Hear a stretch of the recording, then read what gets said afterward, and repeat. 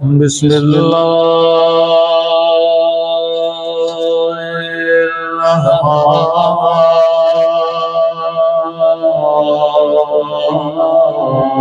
الرحيم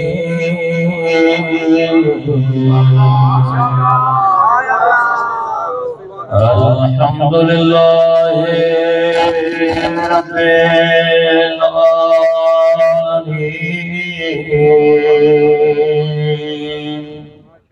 الحمد لله كما هو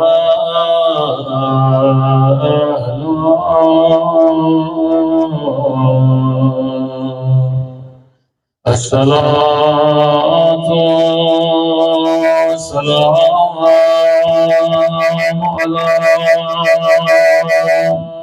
سيد المرسلين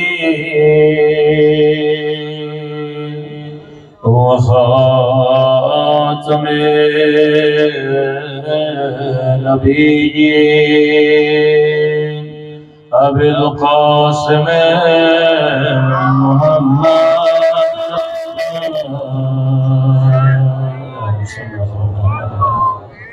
وعلى آله الطيبين الطاهرين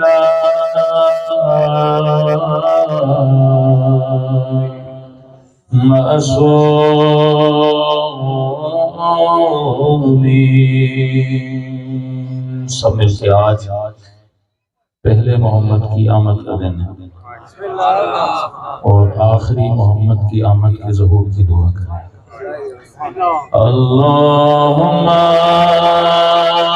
کل ولیک حجت ابن الحسن صلواتک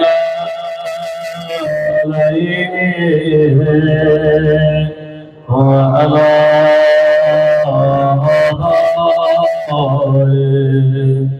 فی هذه الساعة وفي كل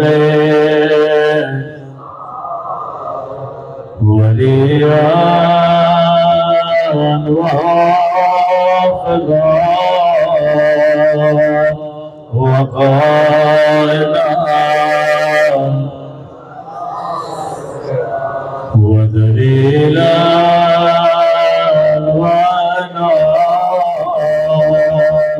حتى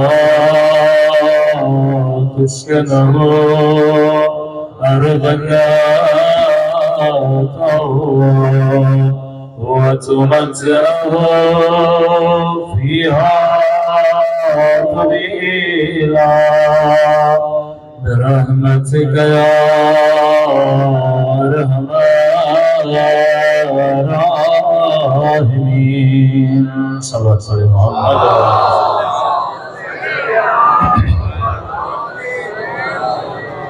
بسم اللہ الرحمن الرحیم. رب اشرح لي صدری ويسر لي امری واحلل عقدۃ من لسانی یفقهوا قولی.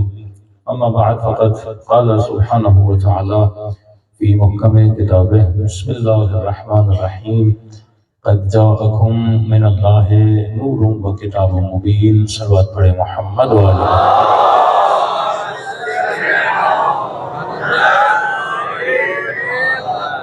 دعا ہے پروردگار عالم ہم سب کی عبادتوں کو اپنی بارگاہ عالی میں قبول فرمائے اور جس مقصد زندگی کو لے کر ان محافل میں شرکت کرتے ہیں خدا ان مقاصد میں بھی ہم سب کو کامیابیاں نصیب فرما دے.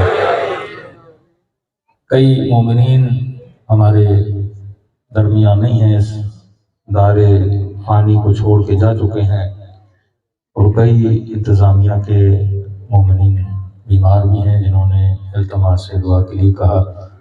بلخص مرزا صادق صاحب بیمار ہیں، ان کے لیے دعا کریں خدا ان کو صحت کاملہ عاجلہ نصیب فرمائے. نعت خان بھی جو نعت پڑھ رہے تھے بیمار ہیں موسیٰ کاظم بھائی، ان کے لیے بھی دعا کریں خدا ان کو صحت دے. اس سال پتہ نہیں ایسا کیا تھا کہ تقریباً مولانا حضرات بھی بیمار ہی رہے ہیں اور تقریباً لوگوں کی طبیعتیں خراب رہی، اور یہ اس مہینے کی میری پہلی مجلس ہے، ہمیں بھی کچھ معدے کی تکلیف ہے، اس لیے مجالس ہم نے بھی کم کی۔ تو جتنے بھی لوگ بیمار ہیں خدا سب کو صحت کاملہ عاجلہ نصیب کرے۔ یہ دن، یہ جگہ، یہ مکان ایسا ہوتا ہے جہاں پر دعائیں قبول ہوتی ہیں، اور جناب سیدہ کی سیرت یہ ہے، صلوات پڑھیں سیدہ کی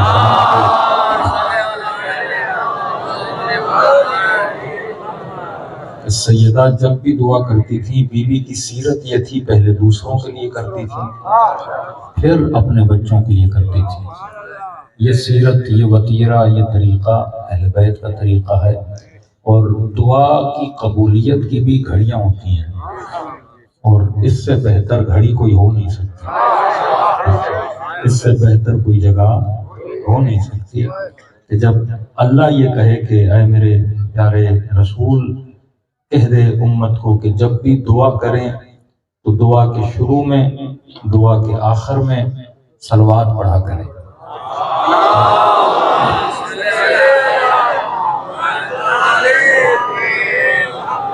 فرمایا یہ صلوات کے حصار میں جو دعا اوپر جاتی ہے، پھر خدا اس دعا کو کبھی رد نہیں کرتا۔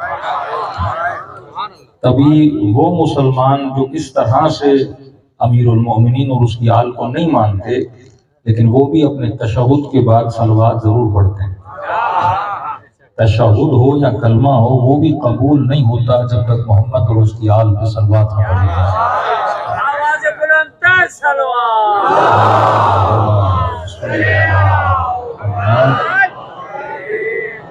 قبولیت کے لیے رسول کو اور اس کی آل کو لانا ضروری ہے، باقی اضافہ جس کا بھی کرنا ہے امت کرتی جائے، لیکن تشہد میں اس کا اضافہ نہیں کر سکتے۔ درود ابراہیمی بھی جب آپ پڑھیں گے تو اس پہ ابراہیم ہے اور آل ابراہیم ہے، اس میں یہ نہیں کہ ابراہیم کی بیوی بھی ہو، ابراہیم کے دوست بھی ہوں، ابراہیم کے پڑوسی بھی ہوں، نہیں، اللہ کا ایک طریقہ ہے، ایک سنت ہے۔ ابراہیم پر بھی جب درود بھیجا تو کہا ابراہیم والا آل ابراہیم، اور جب اپنے پیارے نبی پر بھی درود بھیجا تو کہا محمد پر اور آل محمد پر۔ یہ صحیح سنت کا طریقہ ہے، باقی آدمی کی اپنی مرضی ہے، جسے چاہے ملاتا جائے، لیکن اللہ کی نماز میں وہ کسی کو ملا نہیں سکتا، اس میں یا محمد آتا ہے یا محمد کی آل آتی ہے۔ صلوات پڑھے محمد و آل محمد۔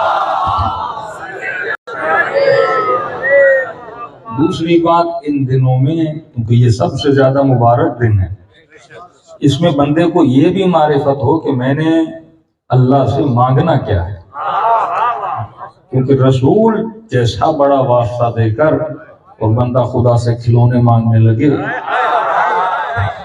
رسول جیسا واسطہ لے کر پھر دنیا کی چیزیں مانگنے لگے، فرمایا اللہ سے وہ مانگو جو تجھے دنیا والے نہیں دے سکتے، رسول کی دربار سے وہ خیرات مانگو جو خیرات کسی امیر کے در سے تجھے نہیں مل سکتی۔ بندے کو گاڑی چاہیے ہو تو کوئی بھی امیر دے سکتا ہے، بندے کو نوکری چاہیے ہو تو زرداری دے سکتا ہے، یہ تو کام سیاستدان بھی آپ کے لیے کر سکتے ہیں، کون سی بڑی بات ہے؟ یہ تو رشوت دے کر بھی بندہ چیزیں حاصل کر سکتا ہے، یہ تو چار جھوٹ بول کے بھی بندہ حاصل کر سکتا ہے، لیکن رسول سے وہ مانگو جو دنیا والے تجھے نہیں دے سکتے۔ اور دنیا والے کیا نہیں دے سکتے؟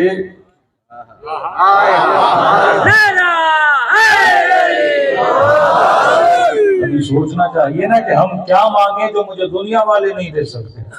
رسول سے وہ مانگو جو کوئی مفتی تجھے نہیں دے سکتا، رسول سے وہ مانگو جو کوئی مولوی تجھے نہیں دے سکتا، رسول سے وہ مانگو جو کوئی امتی تجھے نہیں دے سکتا، رسول سے جنت مانگو۔ مفتی جنت کا بتا سکتا ہے، جنت میں لے جا نہیں سکتا، مولوی جنت کا راستہ دکھا سکتا ہے، جنت کے دروازے تک لے جا نہیں سکتا، بڑے سے بڑا آیت اللہ ہو وہ تجھے بتائے گا جنت میں ایسے جایا جاتا ہے، پر جنت کے دروازے تک لے جا نہیں سکتا۔ اگر کوئی جنت کے دروازے تک لے جا سکتا ہے وہ یا محمد ہے یا محمد کے نواسے حسن و حسین۔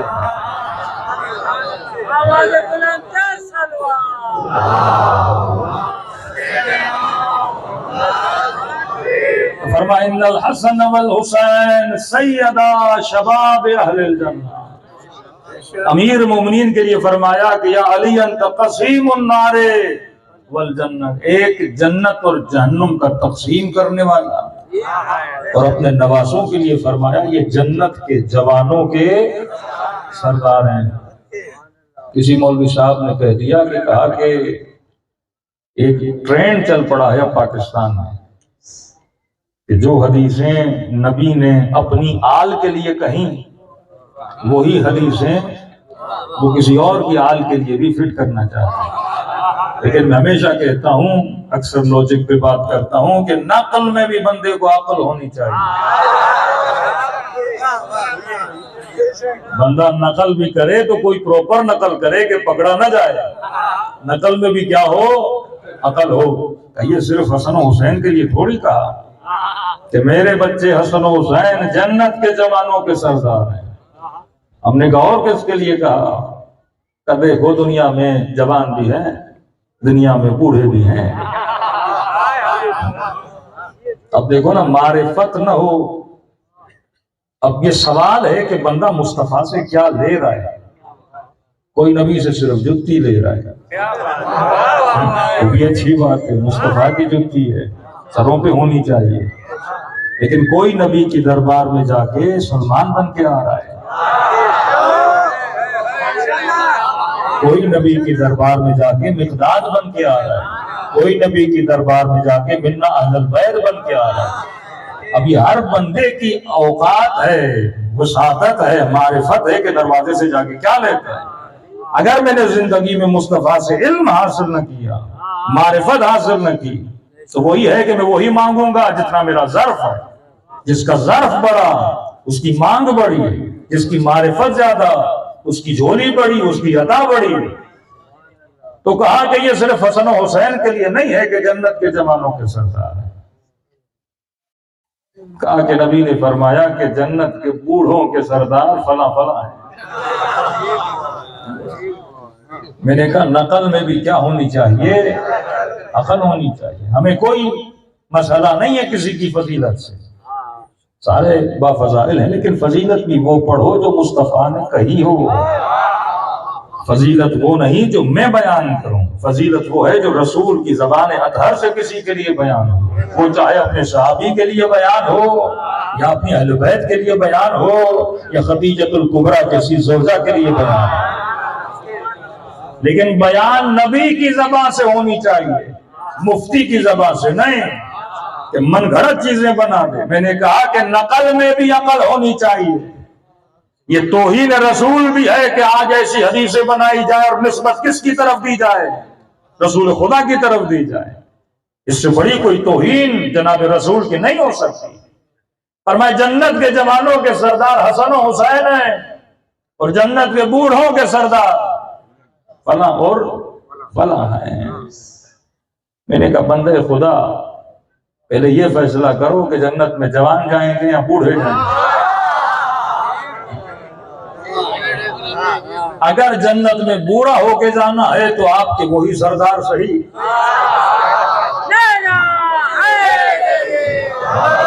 لیکن اگر جنت میں جوان ہو کے جانا، پہلے یہ فلسفہ سمجھو کہ یہ کیوں کہا کہ حسن و حسین جنت کے جوانوں کے سردار ہیں، اور جب میرے پیارے رسول نے یہ جملے کہے تھے اس وقت حسن و حسین جوان نہیں تھے،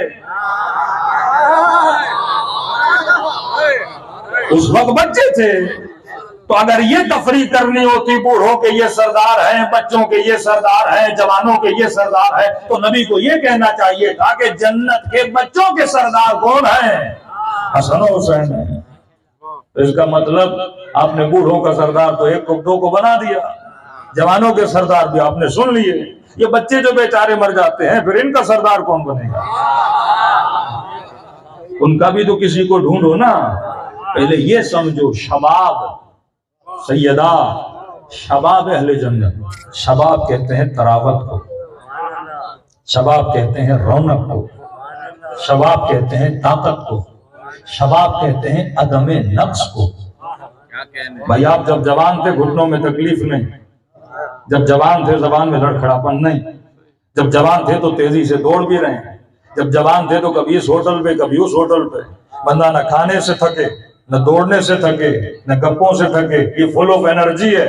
جوانی کا مطلب لذتوں کے دن کہ بندہ ہر لذت حلال بھی حاصل کرنا چاہے، بدن میں اتنی طاقت ہے، لیکن جیسے بوڑھا ہوا مسجد تک جانے میں بھی تکلیف، مجلس تک آنے میں بھی بوڑھا ہو جائے، قدم کام نہ کرے، چار لوگ لے کر آئے، اللہ کے مصلی پر کھڑا ہو جائے تو کہے کھڑا نہیں ہوتا جاتا، کرسی رکھی جائے میں بیٹھ کے نماز پڑھوں گا۔ مطلب بڑھاپا نقص ہے اور جنت کمال کا نام ہے۔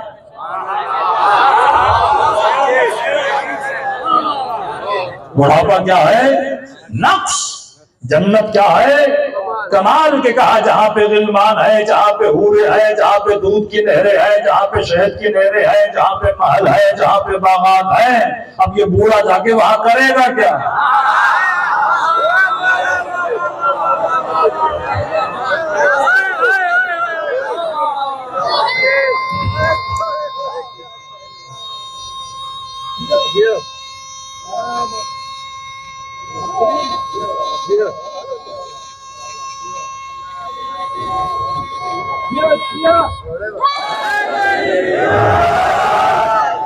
یہ ہے جوانی کا نعرہ۔ کسی 80-90 سال کے بوڑھوں کو تو بولو اتنا لمبا نعرہ لگا کر، یہاں نعرہ شروع ہوگا اور ختم قبر میں ہو جائے گا، بندے کو سانس لینا مشکل ہو جاتی ہے۔ تو جنت کمال کا نام ہے، بڑھاپا نقص کا نام ہے۔ کھایا نہیں جاتا بندے سے، چلا نہیں جاتا بندے سے، بات نہیں کی جاتی بندے سے۔ تو میں نے کہا ٹھیک ہے تو بوڑھے ہو کے جنت میں جاؤ، ملیں گے تو کیلے پھر وہاں پھر خدا کہے کہ جنت میں سیب بھی ہیں، جنت میں انگور بھی ہیں، دانت تو تیرے ہوں گے نہیں، لیکن الحمدللہ ہم جوان ہو کے جائیں گے کیونکہ جوانوں کے سردار ہیں حسن و حسین۔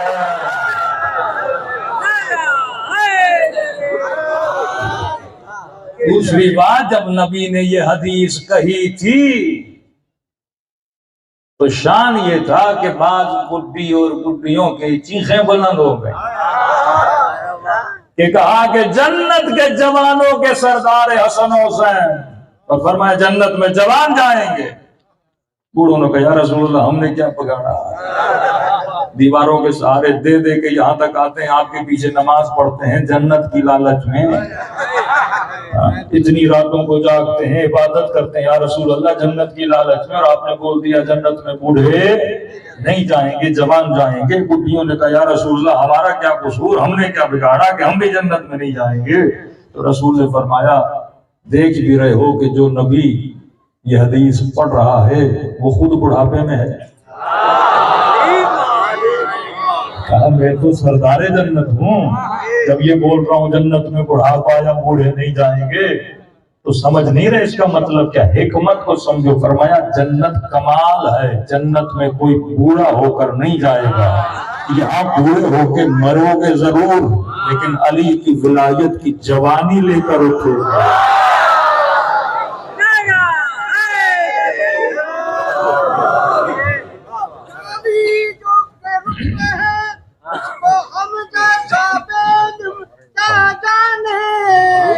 خدا جانے جبرائیل جانے مصطفیٰ جانے، بشر کو چاہیے کہ اس کو شخصیت و سرا جانے، امام و پیشوا سرور حاجت روا جانے، نعرہ حیدری جانے زہرا پہ بلندتر سلوات۔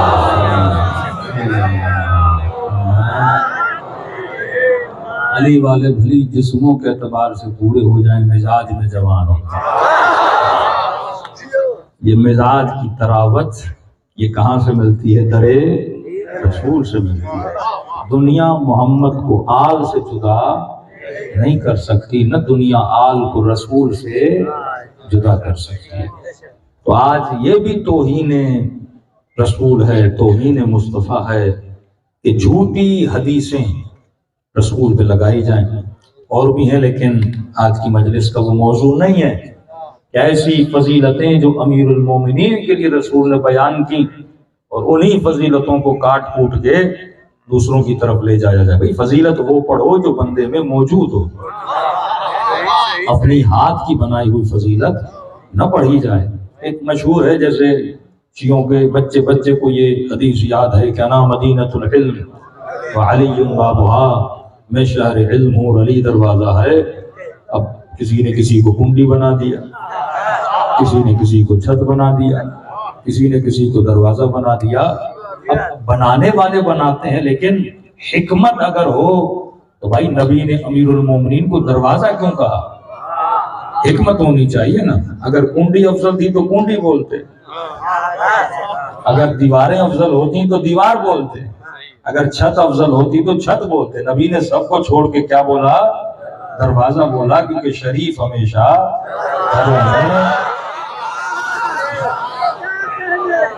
دروازوں سے جاتے ہیں. تو فرمایا اگر علم ملے گا، حکمت ملے گی، نور ملے گا تو در علی ابن ابی طالب سے ملے گا. اب اللہ نے ایک بہت بڑی بحث چلی، میں کئی مرتبہ شاید اشارہ بھی کر چکا ہوں. یہ بحث چلی، ایک طبقہ مسلمانوں کا وہ ہے جو ہماری نظر میں توہین رسول کرتا ہے، ایک طبقہ وہ ہے جو رسول کی عزت اور احترام کرتا ہے، اور وہ ہمارے عزت اور احترام کو بدعت کا نام بھی دیتے ہیں، ہمارے عزت اور احترام کو قرآن کی مخالفت کا نام بھی دیتے ہیں. مثلا ایک طبقہ کہتا ہے نبی بشر ہے، دوسرا طبقہ کہتا ہے کہ نبی نور ہے. اور میں نے آیت پڑھی کہ خدا کہے قد جاءکم من اللہ نور و کتاب مبین. اے مسلمان، اللہ کی طرف سے تمہاری ہدایت کے لیے دو چیزوں کا بندوبست کیا ہے. ایک اللہ کی طرف سے کتاب آئی، دوسرا اللہ کی طرف سے نور آیا. اور جب ہم نے کہا کہ اس نور سے مراد رسول کا نور ہے تو کہنے لگے نہیں، نور سے مراد یہی قرآن ہے. نبی کا نور کا مطلب کیا؟ نبی نے خود کہا کہ انا بشر مثلکم، میں تمہاری طرح بشر ہوں. جب اتنا صریحتاً نبی کہے بشر ہوں، پھر ضد کیسی تم مسلمانوں کی کہ کہو کہ نبی نور ہے؟ کیونکہ آج تک انہوں نے نور کو نہیں سمجھا. ہم کہتے ہیں کتاب اور نور کے بیچ میں واو کا لفظ آیا، اور واو کا ترجمہ اور ہے کہ ہم نے تمہاری ہدایت کے لیے دو چیزوں کا بندوبست کیا. ایک، ہم نے تمہاری ہدایت کے لیے کتاب بھیجی، دوسرا ہم نے تمہاری ہدایت کے لیے کیا بھیجا؟ نور بھیجا. کیونکہ اگر نور مصطفیٰ نہ ہو تو کتاب ہم تک کیسے پہنچے؟ اصلاً پوری قرآنی کتاب کی آیتوں کا دار و مدار لسان مصطفیٰ پر ہے. نبی نے کہا قل هو اللہ احد اللہ الصمد لم یلد ولم یولد ولم یکن له کفوا احد. نہ میں نے جبرائیل کو دیکھا، نہ میں نے جبرائیل کو بولتے ہوئے دیکھا، نہ میں نے جبرائیل کو اترتے ہوئے دیکھا، نہ میں نے اللہ کی آواز کو سنا. یعنی سارا دین صداقت لسان مصطفیٰ پہ کھڑا ہوا. رسول نے کہا کہ یہ قل هو اللہ، یہ الفاظ میرے نہیں، کس کے ہیں؟ اللہ کے ہیں. تو ہم نے مصطفیٰ کے کہنے پہ قل هو اللہ احد کو مانا، ہم نے مصطفیٰ کے کہنے پہ والعصر کو مانا، ہم نے مصطفیٰ کے کہنے پہ الف لام میم کو مانا. یعنی یہ سارا دار و مدار کس پر ہے؟ رسول پر ہے. ورنہ اگر نبی کو بیچ سے ہٹا دیا جائے تو قرآن پہ لاکھ قسم کے ڈاؤٹس آ سکتے ہیں. جس طرح مشرق کے رہنے والے، جرمنی کے رہنے والے اعتراضات کرتے ہیں کہ یہ قرآن علیہ باللہ کیا ہے؟ تخلیق مصطفیٰ ہے، یہ اللہ کا کلام نہیں ہے. تو یہ تو ثابت جو اعجاز رسول کا سب سے بڑا معجزہ تھا وہ کیا تھا؟ قرآن تھا. اب اگر نبی اپنی زبان سے قرآن پڑھے اس کی بھی وہی ویلیو ہے، اور اگر اسی زبان سے کہے کہ من کنت مولاہ فہذا علی مولا. حدیث اور قرآن میں فرق یہ ہے، حدیث کلام رسول ہے من جانب خدا، قرآن بھی کلام رسول ہے لیکن مختص من جانب پروردگار عالم ہے. حدیث قدسی بھی خدا کا کلام ہے، لیکن یہ اللہ کی مرضی ہے کہ اسے حدیث بنانا ہے یہ اللہ کی مرضی ہے کہ اسے قرآن کی آیتوں میں لانا ہے، یہ اللہ کی مرضی ہے کہ اسے میں نے حدیث میں یا حدیث قدسی میں شامل کرنا ہے، لیکن وہ بھی کلام کس کا ہے؟ پروردگار عالم کا ہے۔ اب کوئی مسلمان کہے کہ میں قرآن کی مثلا قل هو اللہ احد پہ تو عمل کروں گا، لیکن یہ جو نبی کا جملہ ہے مثلا انا مدینۃ العلم وعلی بابها، یا یہ جو جملہ ہے کہ من کنت مولاه فهذا علی المولا، میں اس کو ماننے کے لیے تیار نہیں ہوں۔ تو جس طرح قرآن کے ایک حرف کو نہ ماننے سے بندہ بے ایمان بن جاتا ہے، اسی طرح نبی کی حدیث کے ایک حرف کو نہ ماننے سے بھی بندہ بے ایمان بن جاتا ہے۔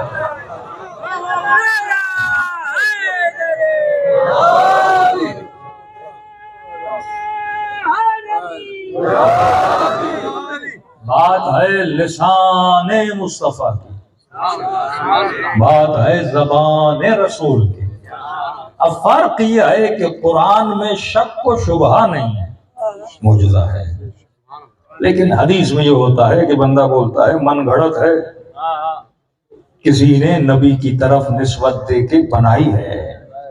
جس طرح بنو امیہ کے زمانے میں حدیثوں کی فیکٹریاں تھیں، آج کاغذ کی فیکٹریاں، مرغیوں کے فارم، اس وقت حدیثوں کے فارم ہوتے تھے۔ جس کے من میں جو آیا اپنی فضیلت میں حدیث سے پڑھتی۔ ایک بندے نے کہا کہ میری پیاز بک نہیں رہی۔ اب ایک سائیکولوجیکلی مسئلہ آپ سمجھیے، ایک بندہ ہے ہندو، ایک بندہ ہے شیعہ، ایک بندہ ہے مثلا بریلوی۔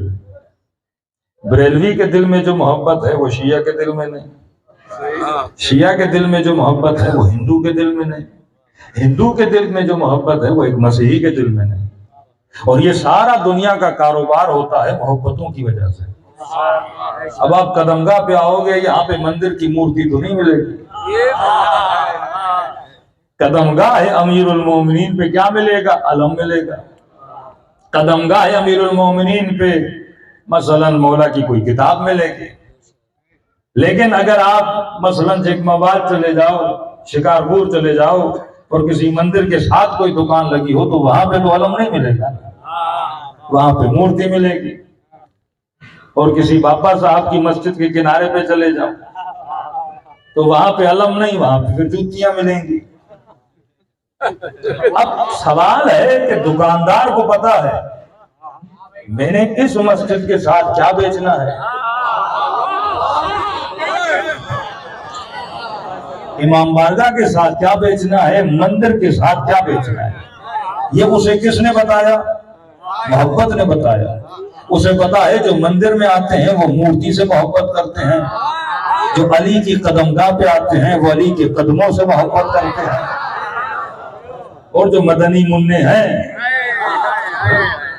وہ نبی کی جوتیوں سے محبت کرتے ہیں۔ تو یہ سارا کاروبار کس چیز کی وجہ سے ہوتا ہے؟ محبت کی وجہ سے ہوتا ہے۔ چیزیں بکتی ہوئی ہیں، اور تبھی خدا نے کہا کہ قیامت کے دن فیصلہ کرنے میں خدا دیر نہیں لگائے گا، تیرے دلوں کی محبت کو دیکھے گا۔ یوم ندعو کل اناس بامامہم، قیامت کے دن ہر بندے کو اس کے امام کے ساتھ بلایا جائے گا۔ اب اللہ دیکھے گا تیرے دل کا امام کون ہے۔ میرے چھٹے امام بیٹھے تھے،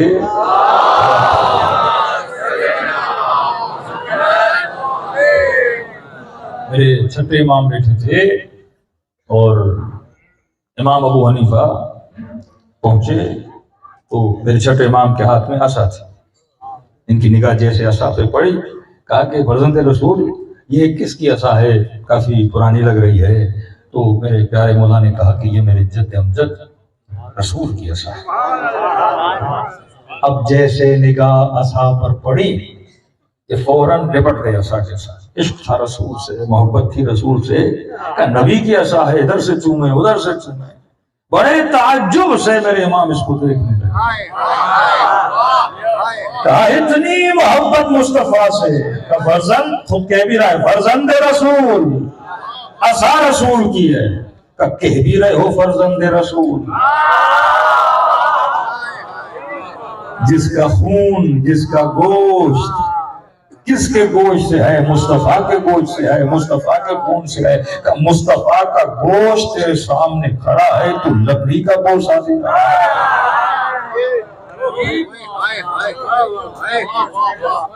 اب شیعہ بھی محبت کرے، سنی بھی محبت کرے، لیکن یہ مختلف چیزیں ہمارے ہاتھوں میں کیوں ہوتی ہیں؟ کیونکہ محبتوں میں تفریق ہوتی ہے۔ جس کے دل میں جتنی محبت ہوگی، رسول کا کام کیا تھا دنیا میں آ کر؟ بندوں کے دلوں میں خدا کی محبت کو پیدا کرنا، اور وعدہ لیا کہ اللہ کے بعد اگر کسی سے محبت کرنی ہے تو کس سے کرنی ہے؟ میری آل سے محبت کرنی ہے۔ اب یہ سارے جھگڑے محبت کی وجہ سے، ورنہ آپ ایک معاملہ دیکھیں کہ مثلا ایک ہندو بھی پتھر کو چومتا ہے، مورتی پتھر کی ہے اسے چومتا ہے، مسلمان کہتا ہے کفر ہے، بدعت ہے۔ شیعہ نے سجدگاہ کو چوما، دیکھو ہندوؤں والے کام کر رہے ہیں، ہندو بھی پتھر کو چومے، یہ بھی پتھر کو چومے، کبھی لکڑی کو چومے، لیکن کام سب کے ایک ہی ہیں، کام سب کے۔ بڑے سے بڑا وہابی طواف خانے خدا کرنے کے بعد حجر اسود کو چومنے کے پیچھے ہوتا ہے۔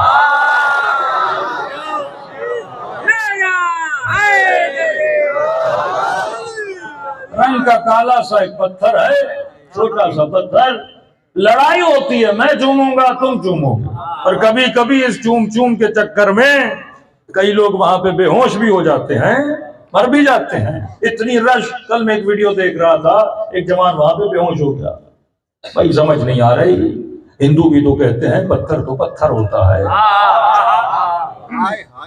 کہا ہم چومیں کافر، تم چومو مسلمان۔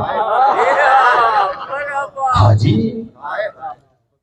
ہم کپڑے کو چومیں بدعتی، اور یہ غلاف خانے خدا کو پکڑ کے فوجی ادھر سے دوڑائیں کہیں کپڑا نہ پھٹ جائے۔ کہ نہیں، اب خانے خدا کی دیواریں بھی تو پتھر سے بنی ہیں۔ 5 منٹ کے لیے سوچو، ہندو صبح سے شام تک مورتی بنا کے پتھر کے پیچھے، اور مسلمان ٹکٹیں بھر کے مکے جاتا ہے، ایک پتھر کا گھر بنا ہوا ہے۔ اب ہندو تو اسی نگاہ سے دیکھ رہا ہے نا کہ بھائی ہم مورتیاں رکھ کے چومیں تو ہم کافر، اور یہ بھی تو وہی کام کر رہا ہے، مکے جاتا ہے خرچہ کر کے، اور ایک پتھر کا گھر ہے اور اسی کا طواف کرتا رہتا ہے۔ کبھی معرفت کی نگاہ سے دیکھو نا، مسئلہ نہ کپڑے کا ہے، نہ پتھر کا ہے، نہ لکڑی کا ہے، مسئلہ محبت کا ہے۔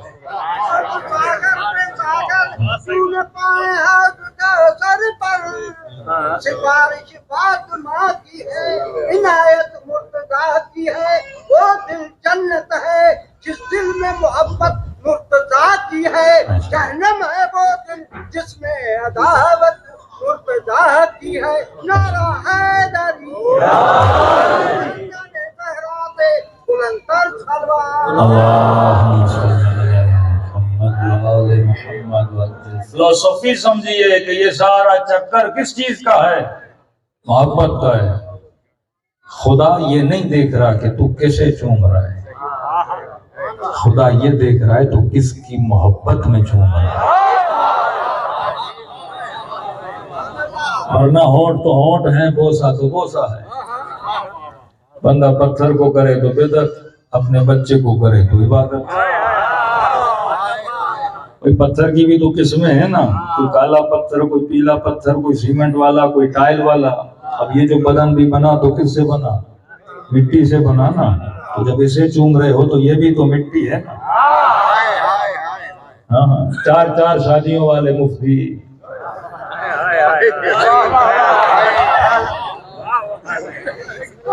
22 بچے رکھے ہیں، مجھے نہیں پتا یہ دن میں کتنے بوسے دیتے ہیں،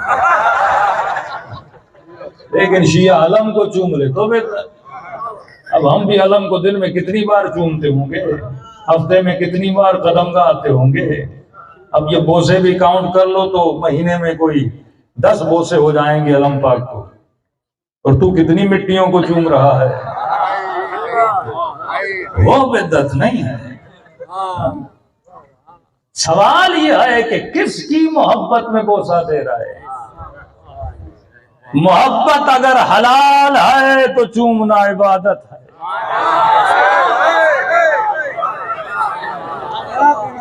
محبت اگر حرام ہے تو چومنا بھی حرام ہے۔ اب حلال محبت کیا ہوتی ہے؟ سارا مسئلہ یہی ہے۔ ہم سے سوال کریں کہ علی سے محبت، رسول سے عشق، تو سوال یہ ہوگا کہ عشق رسول عاقلانہ ہے کہ نہیں، عشق علی عاقلانہ ہے کہ نہیں۔ میں اس سے عشق کروں جس کا حسب بھی پاک ہے، جس کا نسب بھی پاک ہے، جس کا عمل بھی پاک ہے، جو طاہر بھی ہے، جو پاک بھی ہے، جو عالم بھی ہے، یا اس سے عشق کروں جس کی ولادت کا پتہ نہیں، جس کے باپ کا پتہ نہیں، جس کے عمل کا پتہ نہیں، جس کے کردار کا پتہ نہیں۔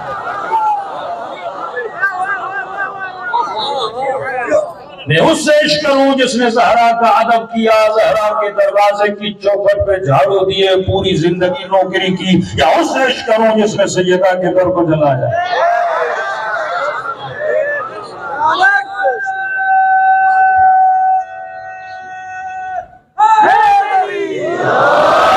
تو کس سے عشق کرے گا؟ جس نے رسول پہ سر پر پورا کرکٹ پھینکا، جس نے پتھر مارے، جس نے اذیتیں دی، جس نے مجنون کہا، کسی نے کاہن کہا، کسی نے ساحر کہا، کسی نے کچھ نام دیے۔ کیا ان سے عشق کرو گے یا ان سے کرو گے جنہوں نے مرہم رکھا، جنہوں نے مصطفیٰ کو دلاسے دیے، جنہوں نے جانیں قربان کی؟ تو عشق حلال ہونا چاہیے۔ دوسرا، محبت عاقلانہ ہونی چاہیے۔ ساری زندگی یہی رسول اور آل رسول سکھاتے رہے گئے ہمارے ماننے والوں، کبھی جاہلانہ محبت نہ کرنا۔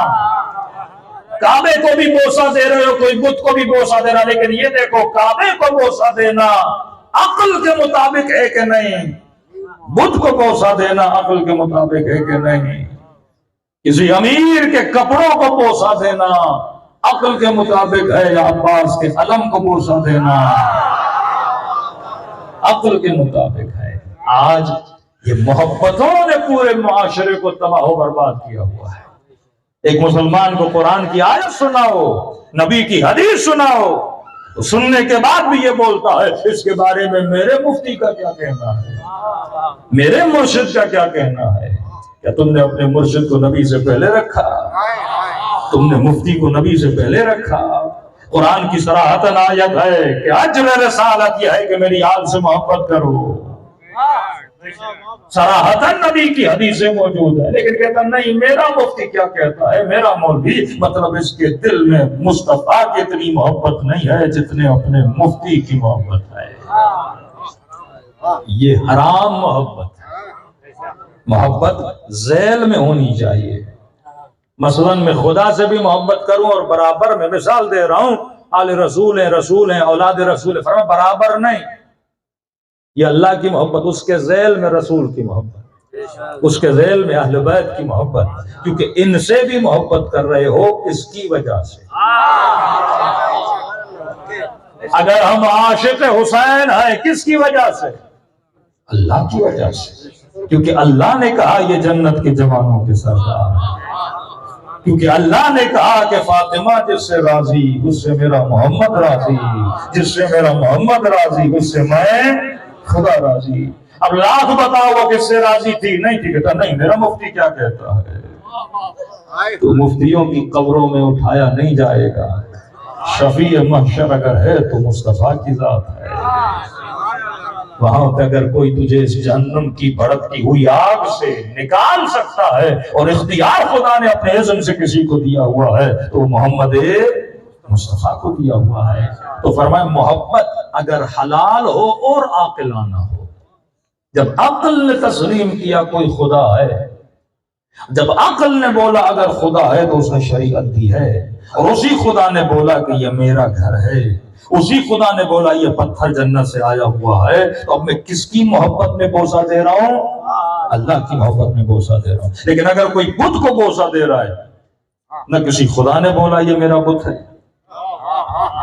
نہ کسی نبی نے بولا یہ میرا بت ہے، بعض چیزیں میری بنائی ہوئی ہیں، بعض چیزیں اللہ کی بنائی ہوئی ہیں، بعض امام اللہ کے بنائے ہوئے ہیں، بعض امام مکے والوں کے بنائے ہوئے ہیں۔ تیرے ہاتھوں کے تراشے ہوئے بت اور ہیں اور ابراہیم کے ہاتھوں سے بنا ہوا کعبہ اور ہے۔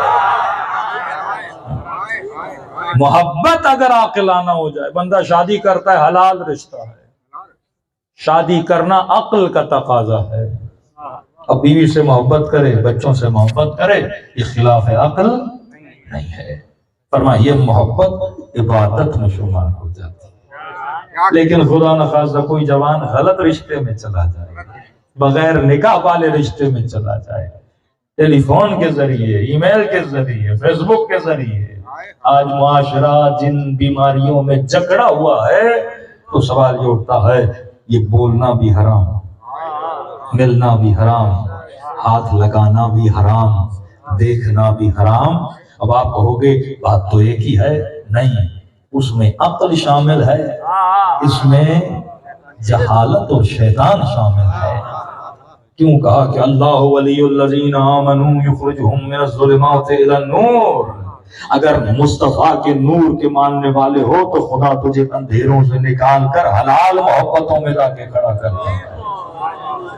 لیکن اولیاءہم الطاغوت یخرجونہم من النور الی الظلمات. اگر تم نے اپنا ولی، اپنا امام، ولی کا مطلب کیا ہے؟ تم نے دل کی محبتوں کا امام اگر کسی طاغوت کو بنا دیا، اگر دل کی محبتوں کا امام کسی غیر کو بنا دیا، اب اس کے اشاروں پہ اپنے رشتے بنانے لگے، اپنے تعلقات بنانے لگے، اپنے ریلیشنز بنانے لگے، تو اللہ کیا کہتا ہے؟ یہ اولیاء الطاغوت جو خلاف شریعت مصطفیٰ ہے، یہ تجھے کہاں لے کر جاتے ہیں؟ یہ تجھے اندھیروں اور ظلمتوں میں لے کر جاتے ہیں. صحبت مصطفیٰ بندے کو نورانی بناتی ہے، صحبت علی المرتضیٰ بندے کو نورانی بناتی ہے، حسین کی صحبت بندے کو اور بناتی ہے، یزید کی صحبت بندے کو شمر بنا دیتی ہے. دل کا پیالہ وہی ہے، محبتیں الگ ہیں. اگر صحیح محبت آ جائے تو بندہ شہید حمزہ بن جاتا ہے، اگر غلط محبت آ جائے تو بندہ ابو لہب اور ابو جہل بن جاتا ہے. اگر صحیح محبت آئے تو بندہ عاشق علی بن جاتا ہے. محبت عاقلانہ ہونی چاہیے. میں کئی مجلسوں میں کہتا ہوں تیرا تعلق، تیرا رشتہ، تیرا مرشد، تیرا آقا، تیرا مفتی، تیرا عالم جسے بھی تو مانتا ہے، عقل کے ذریعے سے مانا کرو، جہالتوں میں نہ پھنسا کرو. آج 80% مسلمانوں کا معاشرہ جاہلوں کے پیچھے لگا ہوا ہے. میرا مرشد ہے، میرا آقا ہے، میرا پیر ہے، میرا مولوی ہے، میرا مفتی ہے، لیکن اگر اس کے پیچھے جاؤ نہ عقل کی بات ہے، نہ اس میں کوئی شامت ہے، نہ اس میں کوئی نبی خدا کی سیرت پہ عمل نظر آتا ہے، تبھی معاشرے بکھار کا شکار ہو جاتے ہیں. لیکن جنہوں نے عقل کو فالو کیا وہ لاکھوں کے لشکر کو چھوڑ کر حسین کے خیمے میں آ کے بیٹھ گئے. سلمان تابع عقل تھا، میثم تابع عقل تھا. جب عقل نے اصل فیصلہ کر دیا کہ علی کے در کی جدائی جہنم کا نام ہے، زبان کٹا دی پر علی کو نہیں چھوڑا، بازو کٹا دی علی کو نہیں چھوڑا.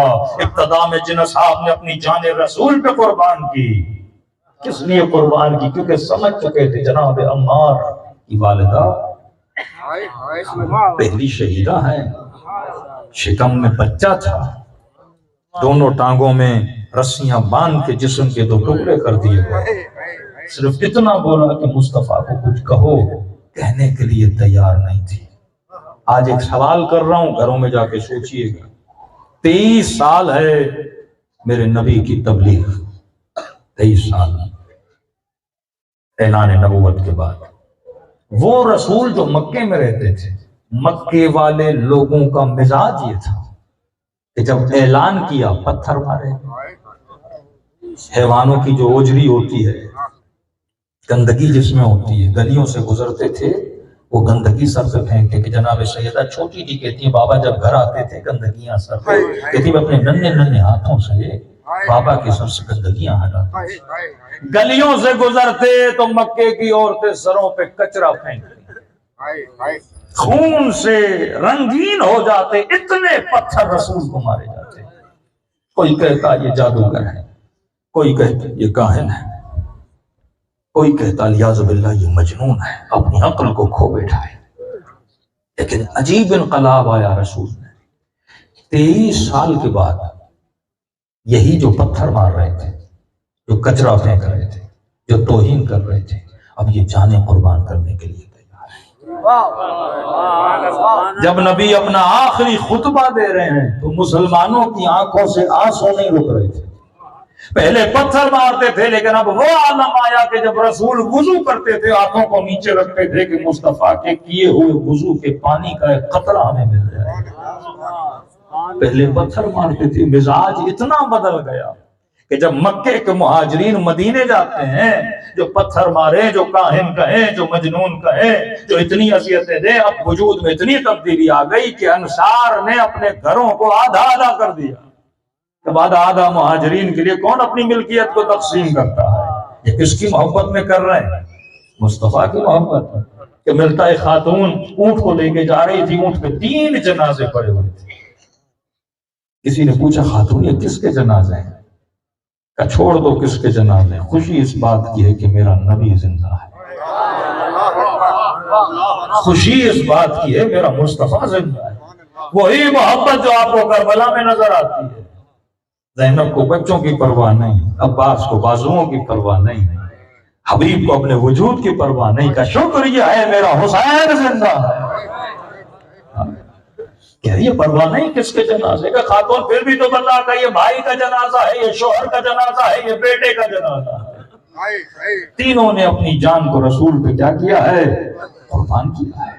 اتنی تبدیلی مزاج میں آ گئی کہ دوڑے دوڑے منتظار کریں کہ رسول گھر سے کب نکلتے ہیں، مسجد میں کب آتے ہیں، ہم ہاتھوں کا بوسہ دیں، پوری رات کا جاگنا، سفر میں نبی کے ساتھ جانا، شیب ابی طالب میں اتنی زحمتیں رسول کے ساتھ اٹھانا۔ بھائی 23 سال میں نبی نے ایک معاشرے کو کیا کیا؟ پاکستان آزاد ہوا 1947 میں، مثلا آج ہے 2023، 70 سال سے زیادہ وقت بیت گیا، تو سوال کریں گے نا معاشرہ کیا تھا کیا بنا؟ اگر نا اہلوں کے ہاتھ میں معاشرہ آئے تو قوموں کا یہ حال ہوتا ہے، اگر مصطفیٰ جیسے نبی کے ہاتھ میں معاشرہ آئے تو 23 سال کے بعد یہ قربانی کا عالم ہوتا ہے۔ اب 5 منٹ کے لیے سوچو، نبی کے بعد اس معاشرے کو میں نے کس کے ہاتھوں میں دینا ہے؟ 27 سال میں اتنی تبدیلی کہ ایثار، قربانی، نبی پہ ہر شے قربان کرنے کے لیے وہ لوگ تیار ہیں۔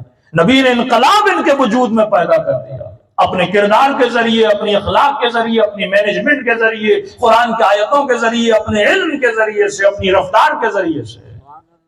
اتنی مضبوطی نبی کے وجود میں کہ کہیں کہ ایک ہاتھ میں چاند رکھو، دوسرے ہاتھ میں سورج رکھو، مصطفیٰ اپنے خدا کو چھوڑنے کے لیے تیار نہیں۔ مکے کے سردار کہیں کہ مصطفیٰ جس بھی گھر پہ ہاتھ رکھو، کسی سردار کے گھر پہ بھی ہاتھ رکھو گے، اس گھر کی بیٹی کی شادی کرائیں گے، جتنی زر اور دولت کہو، کچھ دینے کے لیے، کچھ لینے کے لیے تیار نہیں ہوں، وہی کہوں گا، وہی کروں گا جو میرے خدا نے مجھے کہا ہے۔ یہ وہ انقلاب تھا جو نبی نے اپنے معاشرے میں لایا۔ لیکن ایک سوال چھوڑے جا رہا ہوں، بڑی بڑی شخصیتیں آئیں اور گئیں، نبی کے بعد امت نے معاشرہ کس کے ہاتھ میں دیا؟ اللہ اکبر، اللہ اکبر۔ کہ 50-60 سال کے عرصے میں وہی امت اپنے نبی کے نواسوں کی قاتل بن گئی۔ سدھار آنا چاہیے نا معاشرے میں۔ یہ وہ لوجک اور منطق ہے، ہم کہتے ہیں معاشرہ اس کے ہاتھ میں دو جو معاشرے میں انقلاب پیدا کرنے کی صلاحیت رکھے۔ حسین ابن علی کے ہاتھ میں کربلا تھی، میرے حسین نے حبیب بنایا، میرے حسین نے عباس بنایا۔ مولا علی کی حکومت اگر علی کے گھر تک اگر محدود تھی تو علی نے اپنی تربیت کے اندر حسین بنایا، حسن بنایا، عباس بنایا، اور امام حسین نے اپنی تربیت کے اندر علی اکبر بنایا، قاسم بنایا۔ یہ تربیت امام حسین۔ اسی طرح امام زین العابدین نے اپنی تربیت کے اندر کیا بنایا؟ امام محمد الباقر بنایا۔ امام محمد باقر نے اپنی تربیت، امام کا اختیار تو ولایت تکوینی بڑی ہے، لیکن فزیکل اگر دیکھا جائے کہ امام کو کہاں تک اختیار دیا جا رہا ہے تاکہ امام کیا کرے، لوگوں کی تربیت کرے۔ علی نے سلمان بنایا، مقداد بنایا، میثم بنایا، حبیب بنایا۔ سوال یہ ہے، اسی طرح امام حسین نے اپنے اصحاب بنائے، رسول نے بڑی بڑی شخصیتیں بنائی، لیکن جن کو تم مانتے ہو انہوں نے کیا کیا بنایا؟ علی نے معاشرے کو حسن اور حسین دیا، حسین نے معاشرے کو عباس دیا، تیرے پیر نے معاشرے کو یزید دیا۔ گھر کی تربیت بتاتی ہے تو معاشرے کو کیا دے رہا ہے، تیرا مزاج بتاتا ہے تو معاشرے کو کیا دے رہا ہے۔ رسول نے 23 سال میں جہالت بھرے معاشرے کو، مشرک معاشرے کو موحد بنایا، نجاستوں میں پلنے والوں کو طہارت سکھا دی، بتوں کے سامنے جھکنے والوں کو اللہ کے دربار کا ساجد بنا دیا۔ یہ نبی کی تربیت کا اثر تھا۔ چھوڑیں دوسروں کو، اب سوال یہ ہے کہ ہم جو یہاں پہ نبی کا میلاد منانے آئے ہیں، ہم کیا کریں کہ میرے معاشرے میں تبدیلی آئے۔ وہ معاشرہ جو خود کو کہتا ہے ہم ولائی ہیں، وہ معاشرہ جو یہ کہے کہ ہم رسول سے ایسے محبت کرتے ہیں جیسے محبت کرنے کا حق ہے، اور رسول کے بعد آل رسول سے ایسے محبت کرتے ہیں جیسے رسول نے کہا ہے، اب یہ محبت میرے وجود میں اتنے اثر کو پیدا کرے کہ میں بھی اپنے گھر کی تربیت یہ کروں، پھر امیر المومنین کہیں کونوا لنا زینا ولا تکونوا لنا شیئا، معاشرے میں علی کے لیے زینت بن کے چلنا، کہ ہر معاشرہ جب تیرے معاشرے کو دیکھے تو یہ کہے یہ معاشرہ نبی کی سیرت اور علی کی ولایت پہ چلنے والا معاشرہ۔ اگر قاسم آباد میں 100 گھر شیعوں کے ہیں اور 500 گھر اہل سنت کے ہیں تو کوئی فرق تو ہونا چاہیے نا ان 100 گھروں میں اور ان 500 گھروں میں۔ دور سے دیکھ کے پتہ لگے کہ یہ کس کا گھر ہے، یہ علی اور رسول کو ماننے والے کا گھر ہے۔ 3 چیزیں بتاؤں اور زحمت کو تمام کروں۔ رسول کی زندگی کے 3 پہلو ہیں، میری طرف سے ہدیہ لے کر جائیے گا گھروں کی طرف۔ 3 پہلو ہیں، وہ رسول نے یا آل رسول نے۔ ان 3 پہلوؤں کے علاوہ 3D جس طرح بولتے ہیں نا، ایک چیز پڑھی اس کے 3 اینگل ہیں۔ اب سوال یہ ہے کہ کس مسلمان نے کون سا اینگل لیا، کس مسلمان نے کون سا اینگل نہیں لیا۔ ایک مرتبہ آدمی آتا ہے قدم کا امیر المومنین پہ، صرف قدم کو دیکھتا ہے، بوسہ لے کے چلا جاتا ہے۔ ایک نہیں آتا ہے، کہتا ہے علی مجھے اس قابل بنا کہ میں تیرے قدموں کو دیکھ کر انہی نشانوں پہ چلنا سیکھوں۔ کچھ ہیں مسلمان جو جاتے ہیں خانہ خدا کا طواف کر کے شیطان کو کنکریاں مار کے واپس آ جاتے ہیں، شیطان بھی دیکھ کے مسکراتا ہے یہ خود شیطان ہے، مجھے کیوں مار رہا ہے؟ کوئی فلسفہ ہے کنکری مارنے کا نا، پتہ ہی نہیں کیے جا رہا ہے۔ 40 پہ تھا میں سال، کئی ایسے زائروں کو میں نے دیکھا۔ چلو اللہ کا کرم ہے، شفقت ہے، رحمت ہے کہ خدا تجھے بلاتا ہے۔ امام حسین اپنی کربلا بلاتے ہیں، لیکن پتہ ہی نہیں، آتے ہیں دن بھر ہوٹلوں میں سوتے رہتے ہیں، امام حسین کے حرم میں جاتے ہیں، بوسہ دے کے واپس آ جاتے ہیں۔ اب ان کے ذہن میں یہ ہے کہ زلی کو بوسہ دیا تو بس زیارت ہو گئی، یہ بھی نہیں پتا 2 رکعت نماز زیارت ہے، اذن دخول ہے، وہ زیارت پڑھنی جو چھٹے امام نے پڑھی، جو جناب انصاری نے پڑھی۔ کچھ چیزوں کے آداب ہوتے ہیں، کیا لینے گئے تھے، کیا لے کر آئے، تمہارے دل کا رشتہ حسین کے ساتھ بنا کہ نہیں، محبت سے جڑی کہ نہیں، دل کے پیالے کو حسین کی معرفت سے بھر کے آئے کہ نہیں۔ پاکستان آتا ہے کہتے ہیں بڑا اچھا کھانا ملا، بڑی اچھی سبیلیں تھیں۔ یہ کھانے تو یہاں بھی فوڈ اسٹریٹ پہ چلے جاؤ بڑے لگے ہوئے ہیں، تو کھانا کھانے کیا تھا، تو سبیلیں دیکھنے کیا تھا، تو حسین سے خیرات معرفت لینے گیا تھا، تو متصل ہونے گیا تھا اپنے امام سے۔ اتصال قلبی جب تک اپنے مولا سے ہو فائدہ نہیں، اتصال قلبی جب تک رسول سے ہو۔ مختصر کروں، تھکاوٹ نہ دوں آپ کو، 3 پہلو ہیں رسول کی زندگی کے۔ پہلا پہلو غور سے سنیے گا کہ نبی کیا پہنتے تھے، کیا کھاتے تھے، کیسے گھر میں رہتے تھے، کیسی سواری رکھتے تھے، کن گلاسوں میں پانی پیتے تھے، ایک یہ پہلو ہے۔ لیکن اگر عقل کے ذریعے سے سوچو گے اس نبی کی زندگی کے پہلو کا میری زندگی سے کیا لنک ہے۔ آج ایک بڑا مسلمانوں میں چل رہا ہے نا، نبی یہ پہنتے تھے ہم یہ پہنیں گے، نبی مسواک تو ہم مسواک، نبی کے بال بڑے تو ہمارے بال بڑے. کسی نے کہا نبی کی شلوار ٹخنوں سے اوپر تھی. میں نے کہا اس زمانے میں شلوار تھی نہیں. عرب آج بھی شلوار نہیں پہنتے، عرب دھوتی پہنتے. آج بھی عرب کیا پہنتے ہیں؟ دھوتی پہنتے ہیں، کچھ گھٹنوں کے اوپر کچھ گھٹنوں کے نیچے. یہ شلوار تو بعد کی ایجاد ہے. اس زمانے میں فیشن جیسے بدلتا ہے، کپڑوں کی رواج بدلتا ہے. اب بولیں کہ سارے پاکستانی نبی کے سنت پہ عمل نہیں کرتے کیونکہ جبہ نہیں پہنتے. نبی کیا پہنتے تھے؟ یہی جبہ جو میں نے پہنا ہوا ہے نا، بڑی قمیض جسے بولتے ہیں. نبی کیا پہنتے تھے؟ نبی کیا کھاتے تھے؟ نبی کی سواری کیا تھی؟ نبی کس چیز سے مسواک دیتے تھے؟ نبی کیا بال نبی کے کتنے تھے؟ داڑھی نبی کی کتنی تھی؟ یہ ایک پہلو ہے نبی خدا کا ظاہری پہلو.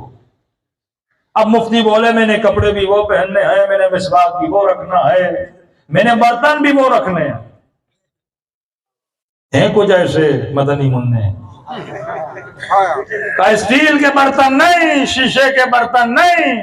نبی کے زمانے میں شیشہ نہیں تھا، یہ نہیں تھا، وہ نہیں تھا. مٹی کے برتنوں میں پانی پیئیں گے کیونکہ رسول نے پیا تھا. زلفیں بڑی بڑی رکھیں گے کیونکہ نبی نے رکھی تھی. داڑھی کو لال کریں گے. اس پہ بھی آتا ہوں، امیر المومنین پہ کسی نے اعتراض کیا تھا کیونکہ نبی داڑھی کو لال کیا کرتے تھے. تو کل سے میں ایک اعتراض کرتا ہوں کہ بریانی بھی نہ کھاؤ. نبی نے کبھی بریانی نہیں کھائی.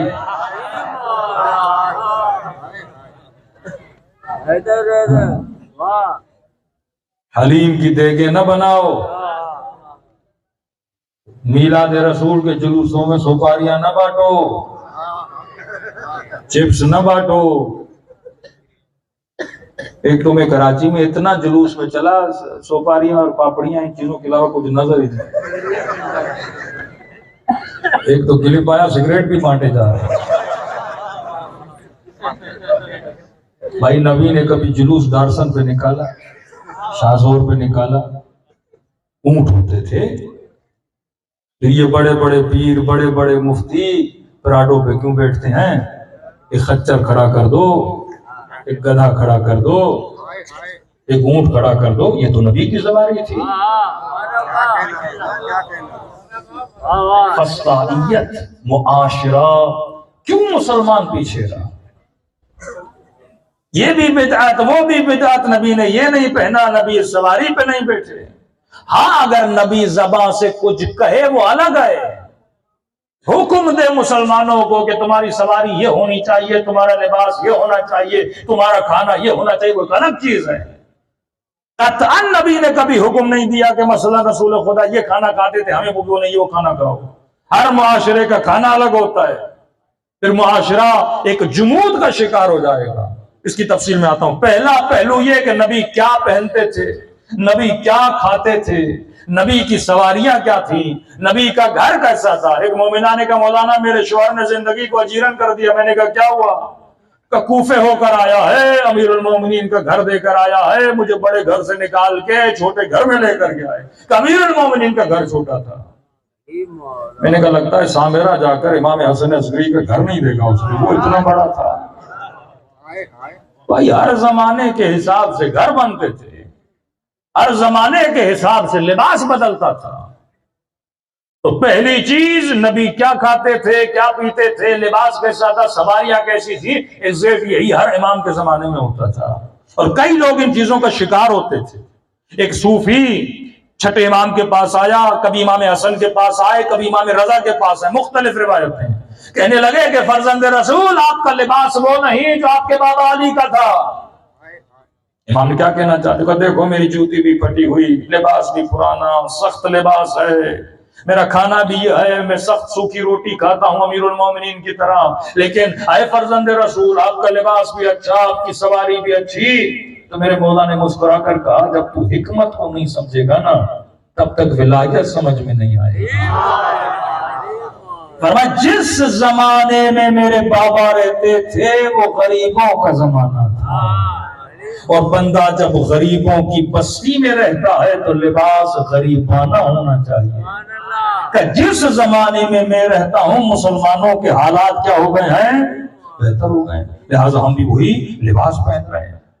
سختی سے منع کیا معصومین نے کہ وہ کام نہ کرو، یہ جہالت کے کام ہے۔ دوسرا پہلو اہل بیت کی زندگی کا، ایک پہلو کیا کھاتے تھے، کیا پیتے تھے، کس طرح سوتے تھے، دوسرا پہلو جو سب سے اہم پہلو اہل بیت کی زندگی کا وہ ہے اہل بیت کے بتائے ہوئے اصول۔ اصول کیا بتایا نبی؟ یہ نہیں بولیں گے بریانی کھانا حلال ہے حرام ہے، بھئی آج بریانی ہے کل کسٹر ہوگا پرسوں سویاں ہوں گی، پھر حدیثیں کہاں ملیں گی تمہیں؟ کسی کو تو اجتہاد بولتے ہیں کہ میں نے زمانے کے حساب سے کیا دینا ہے، فتویٰ دینا ہے۔ نبی نے کیا بتایا؟ اصول بتایا۔ یا رسول اللہ دھوتی پہنوں کہ نہیں پہنوں، شلوار پہنوں کہ نہیں پہنوں، چوڑی پاجامہ پہنوں کہ نہیں پہنوں؟ اب ہر زمانے کا لباس بدل رہا ہے۔ یا رسول اللہ بالوں کے بڑے فیشن آ گئے، کوئی پیچھے سے بال منڈوا رہا ہے، کوئی چھوٹے رکھ رہا ہے، کوئی بڑے رکھ رہا ہے، آج کل تو بڑے فیشن ہے، کوئی کوے کی طرح، کوئی مرغی کی طرح، کسی کے بال اوپر کسی کے بال نیچے، سمجھ نہیں آ رہی حلال کیا ہے حرام کیا ہے۔ یا رسول اللہ کپڑے کون سے پہنوں، ٹائٹ پہنوں، کھلے پہنوں، بڑے پہنوں؟ بندے کو سمجھ نہیں آ رہی جوتی کون سی پہنوں یا رسول اللہ؟ یہ جوتی جو سارے مسلمان اٹھا کے گھوم رہے پہنتا کوئی ویسی نہیں ہے، جوتی سے بڑا پیار ہے لیکن ویسی جوتی نہیں پہننی۔ یا رسول اللہ نبی کیا بتائیں گے؟ اصول بتائیں گے۔ اصول کیا ہے کہ کھانا جو بھی کھاؤ نا، اصول یہ ہے حلال ہو، طیب ہو، طاہر ہو۔ تین اصول دیکھ لو، دنیا کے کسی بھی کونے میں چلے جاؤ، یہ تین چیزیں اگر تیرے کھانے میں پائی جاتی ہیں تو کھانا کھانا کیا ہے؟ صحیح ہے۔ اب سامنے بریانی پڑی ہے، پہلے یہ دیکھو حلال ہے کہ نہیں، مرغی کا گوشت ہے یا لاہور سے گدھے کا گوشت آیا ہے، یہ دیکھو گوشت کون سا ہے، حلال ہے کہ نہیں۔ چائنا چلے گئے، پتا چلا ہے تو مرغی لیکن ذبیحہ صحیح ہے کہ نہیں، پتا چلا ہے تو مرغا ہے تو بھینس لیکن یہ دیکھو ذبح صحیح طریقے سے ہوا ہے کہ نہیں۔ کھانا کیا ہونا چاہیے؟ حلال۔ دوسری چیز حلال ہے لیکن یہ دیکھو طاہر ہے کہ نہیں۔ امام کے لیے شرط طہارت ہے نا، ہم کہتے ہیں امام وہ ہو جو کیا ہو، ہر نجاست سے دور ہو، کہ کھانا بھی وہ کھاؤ جو نجس نہیں ہونا چاہیے، کھانا کیا ہونا چاہیے؟ طاہر ہونا چاہیے۔ مثلا گوشت آپ لے کر آئے لیکن خون لگا ہوا ہے، صحیح طریقے سے پاک نہیں ہوا۔ تیسری چیز یہ دیکھو طیب ہے کہ نہیں۔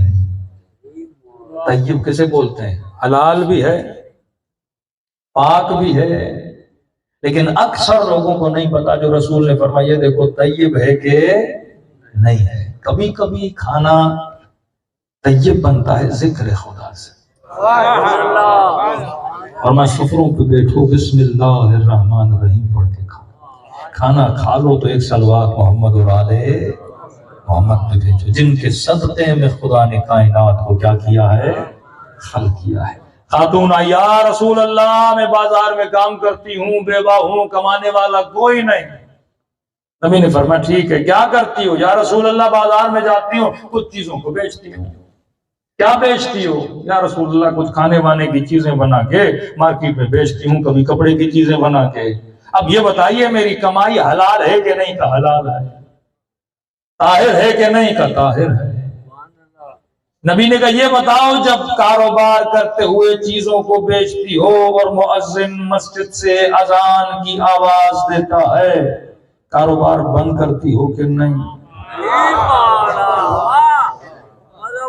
اثر نسلیں ایسے نہیں بنتی کہ مولانا 4 بیٹے ہیں، ایک بڑا نیک ہے، دوسرا تھوڑا سا شیطانی زیادہ کرتا ہے، تیسرا نہ اللہ کی طرف ہے نہ رسول کی طرف، دن رات گھومتا پھرتا۔ میں نے کہا ہے تو تینوں تیرے، لیکن سوال یہ ہے کہ یہ جو لقمے ان کی شکم میں ڈال رہے ہو، کبھی کماتے وقت اللہ کا ذکر کر رہے تھے، وہ لقمہ کھلایا، کبھی کماتے وقت نگاہ حرام میں مبتلا تھے، وہ لقمہ کھلایا، تو ہر لقمہ جو شکم میں جا رہا ہے، خون بن رہا ہے، وہ تیری نسلوں میں کیا ڈال رہا ہے؟ اثر ڈال رہا ہے نا۔ علی کی کمائی کھانے سے کوئی عباس بنتا ہے، علی کے در پہ روٹیاں کھانے سے کوئی سلمان بنتا ہے، کوئی فضا بنتی ہے. یہ وہ محنت سے کی گئی گندم ہے اور جو ہے جو مولا علی گھر میں لاتے تھے نا، تبھی نیاز کھانے سے بندے کے وجود میں اثر ڈلتا ہے نا، کیونکہ اس کی نسبت کس سے؟ امام حسین سے نسبت ہے نا. فرمایا جب اذان کی آواز آتی ہے، بتاؤ نماز کے لیے جاتی ہو کہ نہیں؟ یا رسول اللہ نماز تو پڑھتی ہوں لیکن فوراً نہیں جاتی. گاہک کھڑے ہوتے ہیں، رش ہوتی ہے، یا رسول اللہ 3-4 گھنٹے کے بعد جا کے مسجد میں پڑھ لیتی ہوں. نبی نے کہا تیری کمائی حلال تو ہے پر طیب نہیں ہے، کیونکہ تو نے مال کو رب کی محبت پہ کیا دیا ہے؟ ترجیح دیا ہے. رسول فرماتے ہیں اللہ نے اوصانی، میرے رب نے مجھے کچھ وصیتیں کی ہیں، اور جن وصیتوں پہ عمل کرنے کی وجہ سے میں نے مکے میں مدینے میں اتنے بڑے انقلاب کو کھڑا کیا. پہلی وصیت فرمایا اللہ نے یہ فرمایا کہ محمد جو بھی کام کرو خلوص کے ساتھ کرو. خلوص کا مطلب جو بھی کرو اللہ کی رضا کے لیے کرو. ایک مرتبہ مولوی مجلس پڑھنے جاتا ہے کسی سیاستدان کی وجہ سے، کسی دوست کی محبت کی وجہ سے، کسی کے کہنے کی وجہ سے، لیکن ایک مرتبہ خالصتاً مجلس پہ جاتا ہے حسین ابن علی کی وجہ سے. عمل میں خلوص، اور جب خلوص ہوتا ہے تو خدا کیا ڈالتا ہے؟ اس میں اثر ڈالتا ہے. آیت اللہ محمد شاہرودی فرماتے ہیں کہ ایک زمین تھی، وہاں پہ اپنا گھر بنانا تھا. اب کہتے ہیں روڈ پہ بیچارے مزدور بیٹھے رہتے ہیں، کوئی آئے دہاڑی میری لگ جائے گی. تو کہتے ہیں کوئی 15-20 مزدور بیٹھے تھے. تو میں نے ان کو کہا دیکھو یہ میرے گھر کا کام ہے، مہینے کا کام ہے، تم لوگ کرو اور سکون اور آرام سے کرو، تمہاری جتنی فیس ہوگی ہم تجھے دینے کے لیے تیار ہیں. آغا شاہرودی کہتے ہیں کام چلتا رہا اور کام تھوڑا لمبا ہو گیا، اور اتنے میں محرم کا مہینہ آ گیا. مزدور ظاہر شیعہ تھے. انہوں نے کہا آغا شاہرودی محرم کا مہینہ آیا ہے، آپ کا گھر دور ہے، ہم کسی امام بارگاہ کسی مجلس میں جا تو نہیں سکتے، اگر آپ کی اجازت ہو ہم صبح کام کریں گے، رات کو حسین کی مجلس کا فرش بچھا آپ اجازت دیں. انہوں نے کہا کوئی بات نہیں، میرے گھر میں برکت ہوگی، میری جگہ میں برکت ہوگی، جہاں ذکر حسین ذکر محمد اور آل محمد ہو اس سے اور مجھے کیا چاہیے کہ میں بھی نیاز دوں گا، تمہارا کھانا پینا سب میرے ہاتھوں میں. اب شاہرودی کہتے ہیں 1 محرم 2 محرم 3 4 محرم گزر گئی. 6 محرم آئی تو انہوں نے کہا اتنی جگہوں پہ گئے ہیں، اپنے بچوں کو کہا کہ شام کو جہاں پہ مزدور کام کر کے ذکر کر رہے ہیں اہل بیت کا، ایک مجلس وہاں بھی چلے جاتے ہیں. ہمارے یہاں ہوتا ہے نا بڑی امام بارگاہ، بڑا مولوی، اب بندہ مولوی کو سننے جا رہا ہے.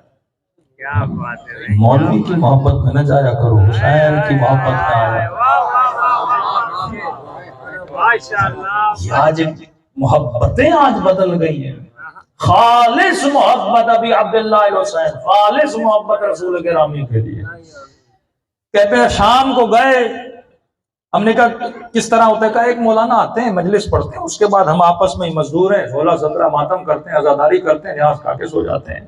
کہا کون پڑھنے آتا ہے تمہارے پاس؟ کہا ہے کوئی مخلص اچھا مولانا، کوئی سید مولانا ہے، وہی آتے ہیں پڑھنے کے لیے.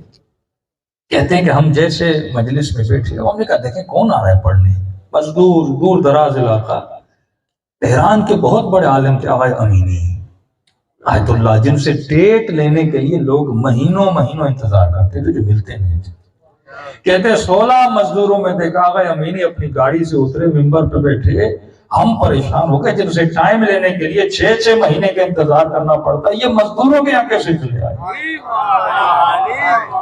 کہتے ہیں آغا امینی سے پوچھا قبلہ کبھی یونیورسٹی میں لیکچر دے رہے ہیں، کبھی امام بارگاہ میں، کبھی مسجد میں، کبھی حوضے میں، آپ کے پاس ٹائم ہی نہیں ہوتا.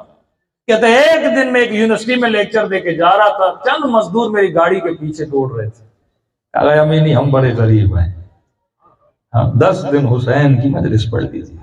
کہتا میں نے دل میں سوچا آج تک جہاں بھی گیا کبھی دیکھا بڑا امام باڑا ہے، کبھی دیکھا بڑا ممبر ہے، کبھی دیکھا بڑی یونیورسٹی ہے. میں نے کہا اگر یہاں جاؤں گا تو یہ خالصتاً حسین کے لیے جاؤں گا.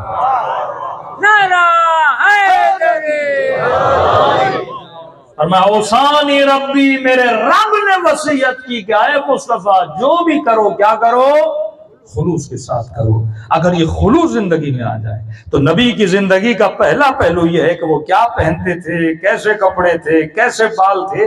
بھائی اس زمانے کے حساب سے کیا کرتے تھے. اس زمانے میں سارے کے سارے عرب بال بڑے رکھتے تھے. اب یہ تو نہیں صرف رسول کی زلفیں بڑی تھی, ابو جہل کی بھی بڑی تھی, ابو لہب کی بھی بڑی تھی, جتنے عرب تھے سب کی زلفیں بڑی تھی. لیکن بائی ٹائم زمانہ بدلتا ہے, انہوں نے اصول بتا دیے. یا رسول اللہ لباس کون سا پہنوں, جبہ پہنوں, کیا پہنوں؟ فرمایا مومن لباس وہ پہنو, میں پچھلے سال کہہ چکا تھا, جو لباس حیا صفت بتا دی. وہ لباس پہنو جو لباس عفت ہو. یا رسول اللہ آپ گھر میں جاتے, فرمایا مومن اگر مصطفیٰ کے ماننے والے ہو تو اللہ نے رسول کی زندگی میں تیرے لیے اسوہ حسنہ رکھا ہے. اسوہ ہے. کبھی کبھی ہم بعض لوگ کہتے ہیں نبی کہاں اور ہم کہاں. بھائی تو فرش پر ہے, وہ عرش پر ہے, لیکن چند قطرے تو مصطفیٰ سے لے سکتا ہے. ہم فرشی ہیں, حسین عرشی ہیں, لیکن چند چیزیں حسین سے لے کے حبیب تو بن سکتا ہے, اور تو بن سکتا ہے, سلمان تو بن سکتا ہے, مقداد تو بن سکتا ہے. فرمایا یا رسول اللہ, کسی نے مولا حسن نے پوچھا بابا علی رسول خدا اپنے 24 گھنٹے کیسے گزارتے تھے تاکہ ہم بھی گزاریں اور ہماری زندگی میں رسول والا نور آ جائے. تو میرے مولا فرماتے ہیں میرے پیارے نبی اپنے وقت کو 3 حصوں میں تقسیم کرتے تھے. آج مومن دیکھیں میں اپنے وقت کو کتنے حصوں میں تقسیم. فرمایا جزءا للہ, ایک جز اللہ کے لیے, عبادت, نماز, مصلی, مجلس. جزءا لأہل, ایک جز رسول کس کے لیے رکھتے تھے؟ اپنے اہل و عیال کے لیے. بیوی کو ٹائم دیتے تھے, بچوں کو ٹائم دیتے تھے. یہاں تک فرماتے ہیں عطر بیچنے والی عورت, نبی کو عطر بڑا پسند تھا. عطر بیچنے والی عورت جب گھر آتی تھی, غالباً حالہ نام تھا اس کا, تو نبی بیٹھ کے اس سے بھی باتیں کرتے تھے. آج کتنا بکا, کتنا کمایا, اپنا عطر چیک کرا. یعنی اپنے پڑوسیوں سے بھی نبی کیا کرتے تھے؟ باتیں کرتے تھے. جزءا للہ, اپنے 24 گھنٹوں کا ایک حصہ اللہ کے لیے رکھو. جزءا لأہل, اپنے 24 گھنٹوں کا ایک حصہ اپنی اولاد, اپنی بیوی, اپنے دوستوں کے لیے رکھو. تیسرا جزءا لنفس, ایک جز کس کے لیے رکھو؟ اپنی ذات کے لیے. 10 جوان رسول خدا کے زمانے میں چلے گئے, گھروں کا دروازہ بند کر دیا, کہنے لگے نہ شادی کریں گے, نہ کام کریں گے, نہ دنیا کے کاموں میں مشغول ہوں گے. یا رسول اللہ صبح سے شام تک نمازیں پڑھیں گے, روزے رکھیں گے. نبی نے کہا خبردار, جو ایسا کرے وہ مصطفیٰ کی سیرت پہ چلنے والا نہیں ہے. ان 10 جوانوں کو بلایا کہ میں نے شادی بھی کی ہے, میں کھانا بھی کھاتا ہوں, میں سیر و تفریح کے لیے بھی جاتا ہوں, میں مسجد میں اللہ کی عبادت کے لیے بھی جاتا ہوں. کہ زندگی میں کیا ہونا چاہیے؟ تعادل ہونا چاہیے. اب معاشرے میں جو لوگ ہیں وہ بھی 2-3 طرح کے لوگ ہیں. ایک حصہ اہل بیت کیا پہنتے تھے, کیا کھاتے تھے, کیا پیتے تھے. ایک حصہ جو نبی نے اصول بتائے. تیسرا حصہ رسول کی زندگی کا, رسول کے معجزے جو منبر سے بیان کرتے ہیں. شق القمر کیا, چاند کے 2 ٹکڑے کر دیے. کنکریوں کو ہاتھ پہ لیا, کنکریوں نے بولنا شروع کر دیا. ان 2 حصوں کا میری زندگی سے لینا دینا نہیں ہے. امیر المومنین نے اپنی ٹھوکر سے مردے کو زندہ کیا, میں مردے کو زندہ کر سکتا ہوں. اہل بیت معصوم تھے, میں معصوم ہو سکتا ہوں. ان کے پاس علم لدنی تھا, میں لے سکتا ہوں.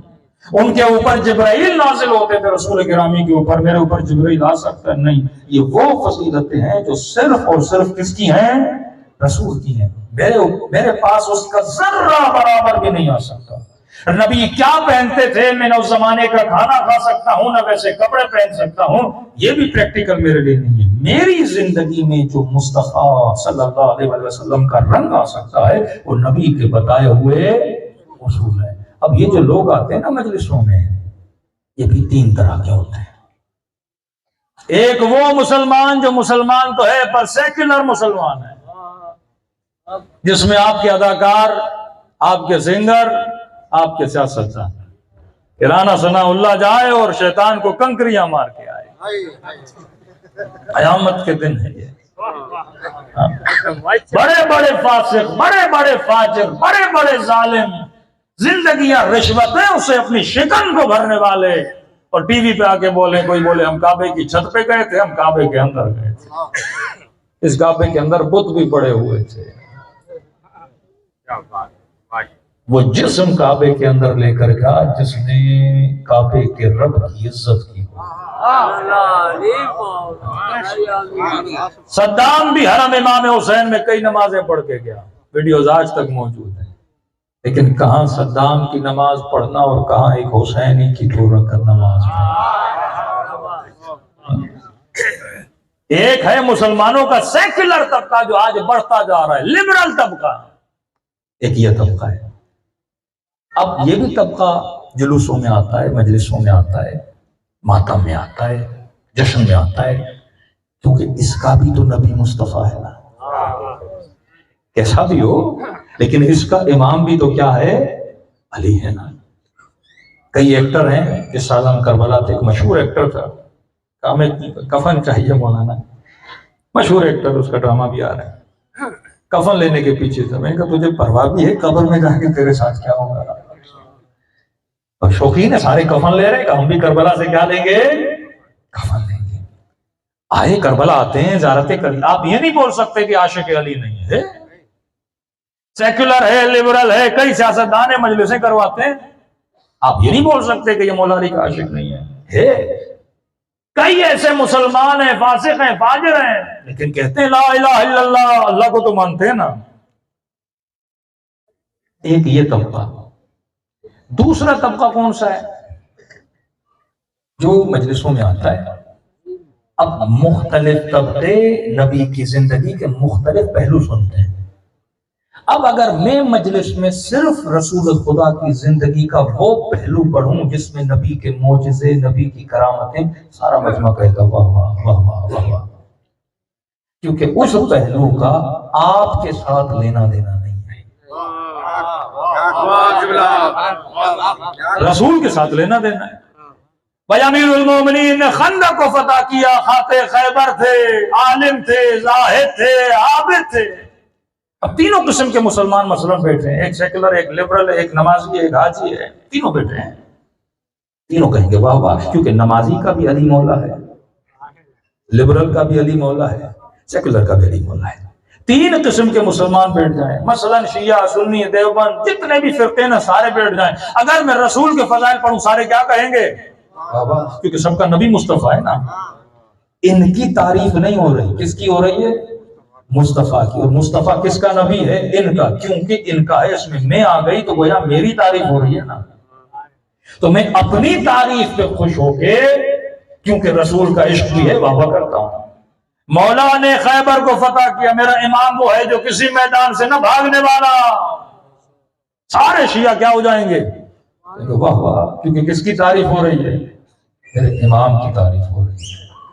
نبی کیا پہنتے تھے؟ امامہ تھا، عبادت تھی، کپڑے سادہ تھے.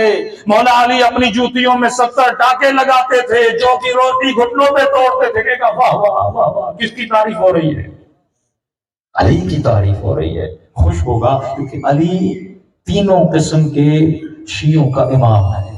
وہ چاہے لبرل ہو، چاہے سیکولر ہو، چاہے نمازی ہو، چاہے ماتمی ہو، چاہے ازادار ہو. اسی طرح رسول بھی سارے قسم کے، وہ چاہے سیاستدان ہو، وہ چاہے راشی ہو، کہتا تو ہے نا مصطفیٰ میرا نبی ہے.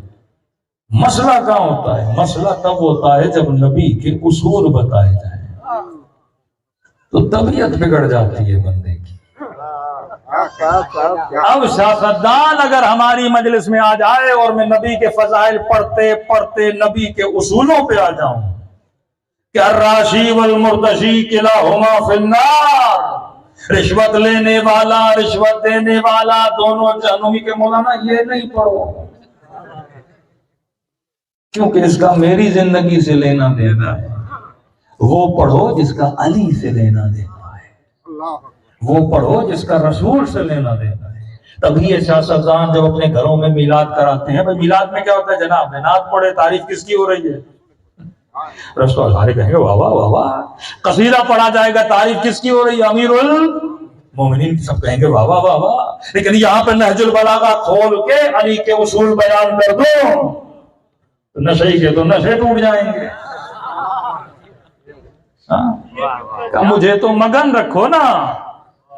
علی کی تعریف کرو. یہ بالکل ایسے ہے، مثال دوں تاکہ اور آپ کے لیے قریب الذہن مثال ہو جائے. اور یہ ایک باپ ہے جس کے 4 بیٹے ہیں، ٹھیک ہے، 4 بیٹے ہیں.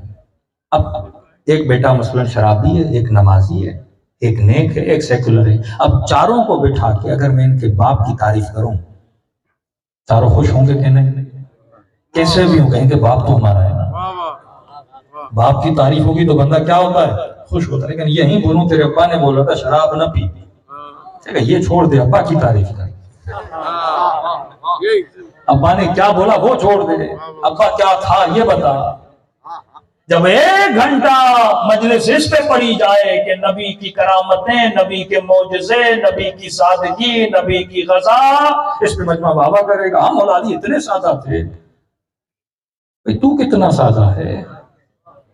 مولا علی سوکھی روٹی کھاتے تھے، تو نے اتنے سالوں میں کتنی سوکھی روٹیاں کھائی ہیں. مولا علی نے اپنے سفرے کا کباب اٹھا کے فقیر کو دے دیا، تب خدا نے سورہ الدہر نازل کیا. تو کتنی خیرات کرتا ہے. تو یہ جو پہلو ہے نا، تیسرا پہلو جو اصول زندگی اہل بیت ہے، جب وہ بیان ہوتا ہے نا، وہ چاہے رسول کا ہو، وہاں پہ مسلمان پریشان ہوتا ہے. نبی کی تعریف کرو کہتے ہیں ماشاءاللہ، لیکن یہ کہتے ہیں نا نبی نے کہا فاطمہ بضعۃ منی، میرے جگر کا ٹکڑا ہے. جس نے اس کو غضبناک کیا، اس نے مجھے کہتے یہ نہ سنا کیا کہا تھا، کیا مانگا تھا، کس کی محبت کی ڈیمانڈ کی تھی. تو بس ہمیں مصطفیٰ سنا، مصطفیٰ کے اصول نہ سنا. مومن کون ہے؟ مومن وہ ہے جو معجزے سن کر نبی کی ذات پر ایمان کو مضبوط کرتا ہے اور اصولوں پہ عمل کر کے سلمان بننا چاہتا ہے.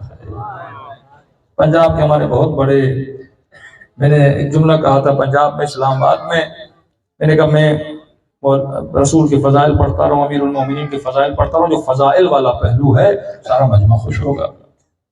لیکن میں نے کہا مثلا اس وقت وزیر داخلہ تھے رانا ثناء اللہ صاحب، میں نے کہا اگر رانا ثناء اللہ ہماری مجلس میں آ جائیں اور مجمع میں سے کوئی بندہ ڈیمانڈ کرے کہ مولانا بتائیے شمر کیسا تھا، یہ ہے اصول. شمر کیسا تھا اور میں بتانا شروع کر دوں تو جو مجلس میں آئے ہیں ان کو اچھا لگے گا.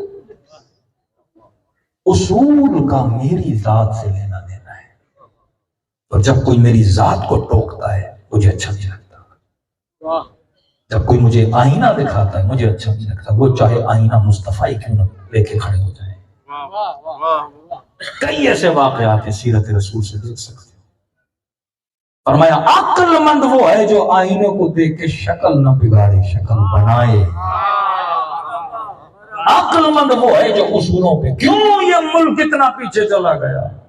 کیونکہ کوئی اصول پہ عمل نہیں کرتا. وہ چاہے اصول شرعی ہو یا مدنی ہو. اگر آپ حیدرآباد میں اگر آپ ایک سوسائٹی بھی بناتے، اس کے رولز بناتے اور سوسائٹی رولز پہ عمل نہیں کرتی، سب کی زندگی تباہ ہو جاتی ہے. اگر آپ ملک میں قانون بناتے ہو، قانون کو توڑتے عمل نہیں کرتے. قانون کیوں بنتا؟ تاکہ زندگی میں کیا آئے؟ نظم پیدا ہو.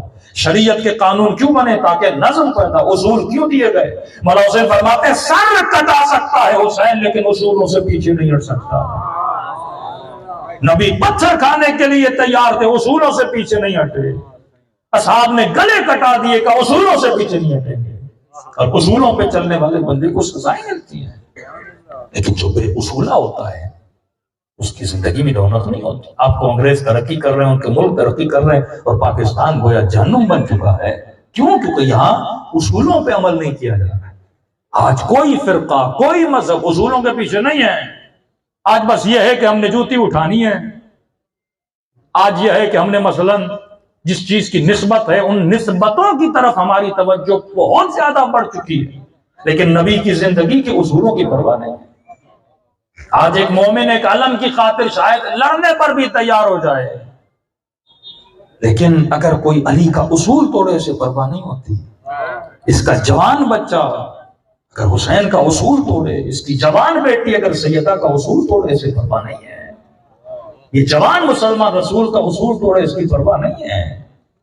وہ نبی جس نے کبھی کسی پہ غضبناک نہیں ہوتے تھے، معافی جن کا کردار تھا، سخاوت جن کی رفتار تھی، عفو جن کے مزاج میں تھا، خلوص کے ساتھ عمل کیا، وہ اصول آج معاشرے میں بہت کم نظر آ رہے ہیں۔ آج جنگ اصول ہے۔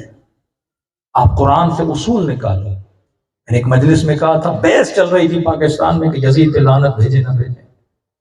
میں نے کہا اصول دیکھ، قرآن اگر لعنت بھیج رہا ہے تو بھیج، اصولوں پہ چل۔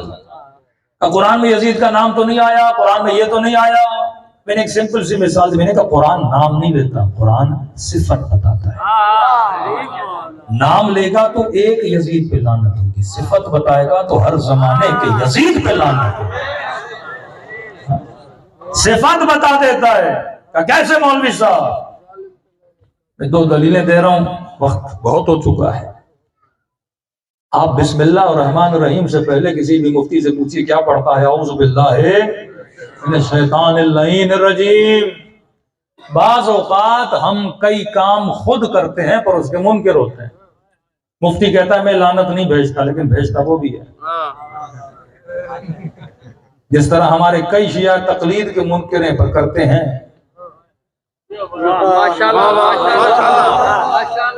کئی چیزوں سے تو بچ نہیں سکتا، مجبوری ہے۔ اب بندہ بولے آج کے بعد کھانا نہیں کھاؤں گے، کب تک نہیں کھاؤ گے؟ ڈیمانڈ ہے تو کھاؤ گے۔ کئی مفتی مولوی بولتے ہیں ہم تو لعنت نہیں بھیجتے، شیعہ بڑی لعنتیں بھیجتے ہیں۔ میں نے کہا ہر بسم اللہ سے پہلے تو شیطان پہ کیوں بھیجتا ہے بھائی؟ لعنت تو بھی بھیجتا ہے نا۔ یہ الگ بحث ہے کس پہ بھیجنی چاہیے کس پہ نہیں، لیکن لعنت کا منکر تو بھی نہیں ہو سکتا۔ ہو سکتا ہے کئی بولے ہم مولانا تقلید کے منکر ہیں، تقلید نہیں کرتے۔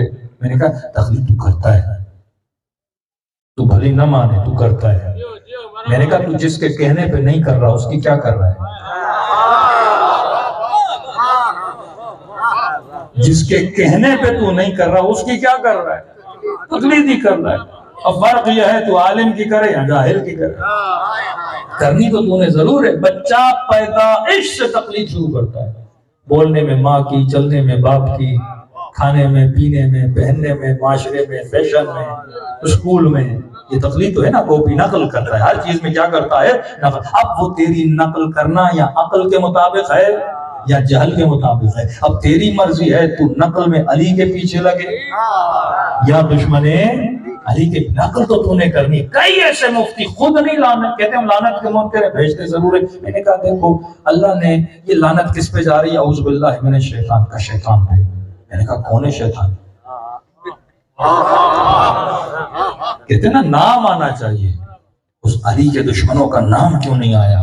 اللہ اگر اتنے بڑے خبیث تھے تو اللہ نام بتا دیتا۔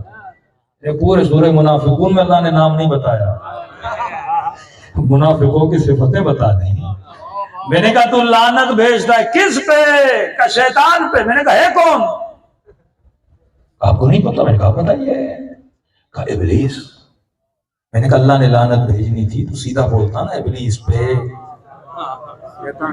یہ کیوں بولا شیطان پہ؟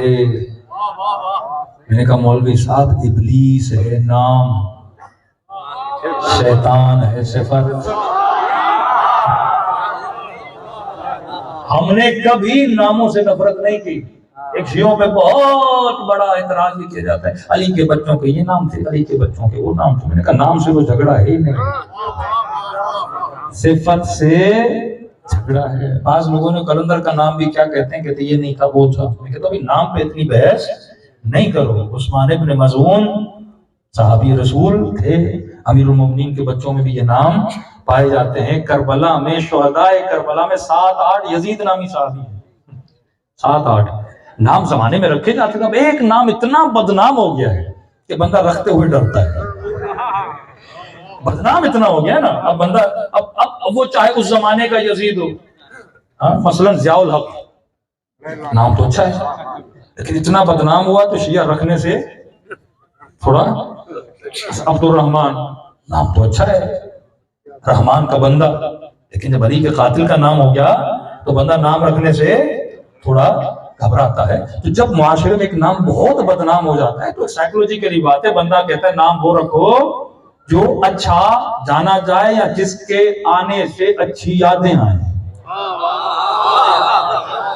نام کو رکھا جاتا ہے.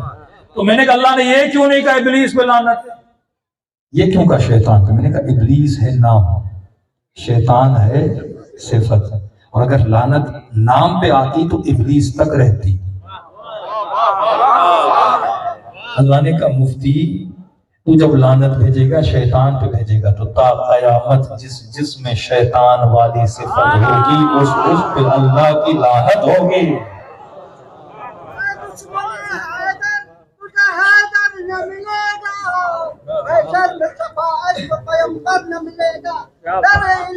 علی ہے نبی علم کا گھر ہے، جب گھر نہ ملے گا تو تجھے گھر نہ ملے گا.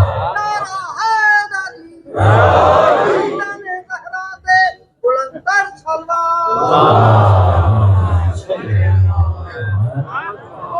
پورے قرآن میں خدا نے کبھی بھی اپنے حبیب کو نام سے نہیں پکارا. پورے قرآن 4 یا 5 مرتبہ نبی کا نام آیا ہے لیکن اس میں خطاب نہیں ہے. یا ایھا الرسول، یا جب مخاطب کرتا ہے نا نبی کا نام نہیں دیا، صفت سے پکارا ہے. تو جتنی صفتیں خدا نے نبی میں لائی ہیں نا وہ صفتیں جن کو ہم فالو کر سکتے. نبی ہے رحمتاً للعالمین، تو اپنے وجود میں رحمت کو پیدا کر. ایک واقعہ دعا کرواؤں، پنجاب کے بہت بڑے عالم گزرے ہیں قبلہ یار محمد شاہ صاحب، سرائیکی زبان کے بہت بڑے خطیب اور لیڈر، صاف بات بیان کرنے والے، اور زیادہ تر ان کی مجلس میں اہل بیت کے اصول بیان ہوتے تھے. اب غلطی سے کسی وڈیرے نے ان کو اپنی مجلس میں دعوت دی. وڈیرے کو کیا پتا کہ یہ اصول بیان کرتے ہیں. کئی ایسے خطیب جیسے آپ ذاکر کو بلاتے ہو، ذاکر قصیدہ پڑھتا ہے، مصائب پڑھتا ہے، چلا جاتا ہے، مجمع سارا خوش کیونکہ قصیدہ علی کا پڑھا گیا، مصائب امام حسین کے. اس بیچ میں مجھے بتانے کے لیے کوئی اصول نہیں تھا، آیا سنا اور بندہ گھر چلا گیا خوشی خوشی. قبلہ یار محمد شاہ صاحب کو بلایا. اب ظاہر ہے کہ وڈیرا خطیب کو بلائے، نیاز بھی دے، خرچہ بھی کرے، مجمع بھی بلائے، تاکہ اتنی بڑی مجلس کرائی وڈیرے کی واہ واہ ہو جائے، تعریف ہو جائے.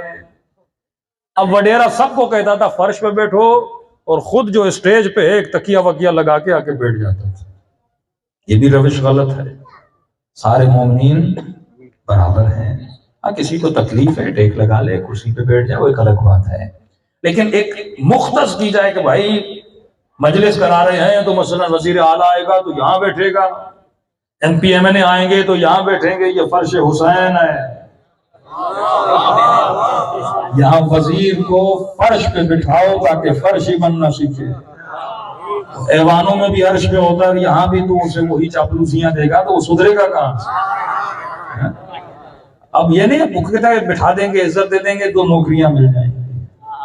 وہی خلوص والی بات آ گئی کہ بندے کے اگر وجود میں خلوص ہی نہ ہو. پرانے زمانے کی آپ فوٹو نکال کے دیکھیں، قائد اعظم بھی مجمع کے بیچ میں فرش عزا حسین پہ بیٹھے. اب پرانے زمانے کی. لیکن آج یہ نئی رسم آ گئی ہے، اسٹیج لگا دو، اس کو یہاں بیٹھا اور ممبر پہ اعلان کرو فلاں صاحب، وزیر صاحب، اور یہ آ گئے، ہر کسی کے لیے خوش آمدیاں. یہ جلسہ نہیں ہے، یہ حسین کی مجلس ہے. یہاں پہ بانی ہے مجلس امام زین العابدین ہے. یہاں بندہ فرش پہ آ کے کیا بیٹھے خلوص سے.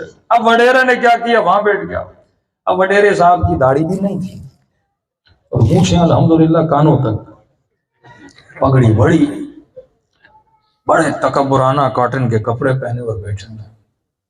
اب اسے کیا پتا یہ یار محمد شاہ صاحب ہیں. اس نے سمجھا کوئی ذاکر صاحب ہیں، 4 قصیدے پڑھیں گے، 2 جملے تعریفی وڈیرے صاحب کے لیے دعا کے اور ان کی عزت کی اور بلندی کے لیے، اور انہوں نے اتنا انتظام کیا، اور اللہ یہ کرے اور اللہ وہ کرے، کیونکہ نیاز تو اس نے دینی ہے. تو کہتے 4 جملے اور پڑھو تو تھوڑے پاکٹ بھی کیا ہو جائے، بھاری ہو جائے. قبلہ صاحب نے پورے مجمع کو کہا کہ آج تک تم سب نے شمر سنا ہے،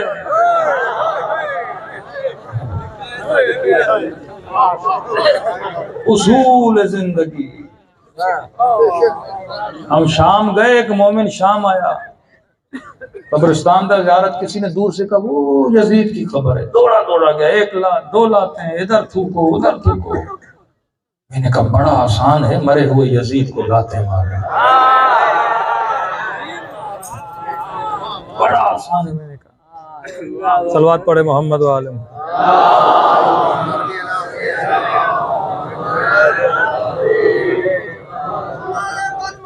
سب نے مدینے کے جو تھے ساتھ لندن زہرا نے بلندتر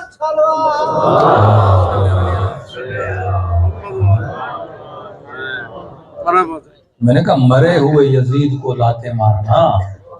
میں نے کہا اگر ابھی یہ نکل کے آ جائے 10 لاکھ کی فوج بھی اس کے ساتھ ہو, میں نے کہا تیری چپل بھی نہیں ملے گی. تبھی خمینی صاحب کہتے تھے مرے ہوئے پر بھی لعنت کرو اور ہمت پیدا کرو, جو آج کا یزید ہے اس پر بھی لعنت کرو. آج کے مسلمان زندہ یزیدوں سے ہاتھ ملانے پہ لگے ہوئے ہیں. ہر کسی کے آس پڑوس میں بھی ایک چھوٹا یزید رہتا ہے, تو بندے کو دیکھنا چاہیے. یزید صفت کا نام ہے, ظالم, جابر, غاصب, شریعت کو پامال کرنے والے, یہ کون سی صفات ہیں؟ یزیدی صفات ہیں. قبلہ یار مشاہد نے کہا تم سب نے شمر سنا ہے. مجمع کو کہا کسی نے شمر دیکھا ہے؟ یہ ہوتی ہے خطرناک پوائنٹ. حکومتیں کہتی ہیں, اقتدار والے کہتے ہیں بھیج یزید پہ لعنت, کہتے ہیں دبا کے بھیج, کوئی پرواہ نہیں. لیکن جب بولو گے نا وقت کے یزید پہ لعنت, ضیاء کہتا تھا یزید پہ بھیجو نا, مجھے کیوں کہتے ہو میں وقت کا یزید ہوں. پھر کیسز, پھر FIR, پھر مومن ادھر بھاگ رہا ہے, کوئی ادھر بھاگ رہا ہے.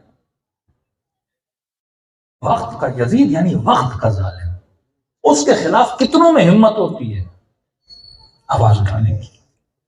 ایک SHO, ایک SB, ایک MPA, ایک MNA, ایک سیاستدان, اگر وہ ظلم مثلاً کر رہا ہے, کتنے لوگوں میں ہمت ہوتی ہے آواز اٹھو. وہ کہتا تم بولو, وہ کہتا تم بولو. وہی کوفیوں والا حال ہوتا ہے, کوئی بولنے کے لیے تیار نہیں ہوتا. یہ وہ ہمت ہے جو امیر المومنین پیدا کرتے ہیں. اب ایک مجلس مومن نے 4-5 شعر پڑھ دیے مولا علی کی فضیلت. شعر پڑھنا آسان ہے, لیکن یہی للکار وقت کے یزید کے لیے بلند کرنا,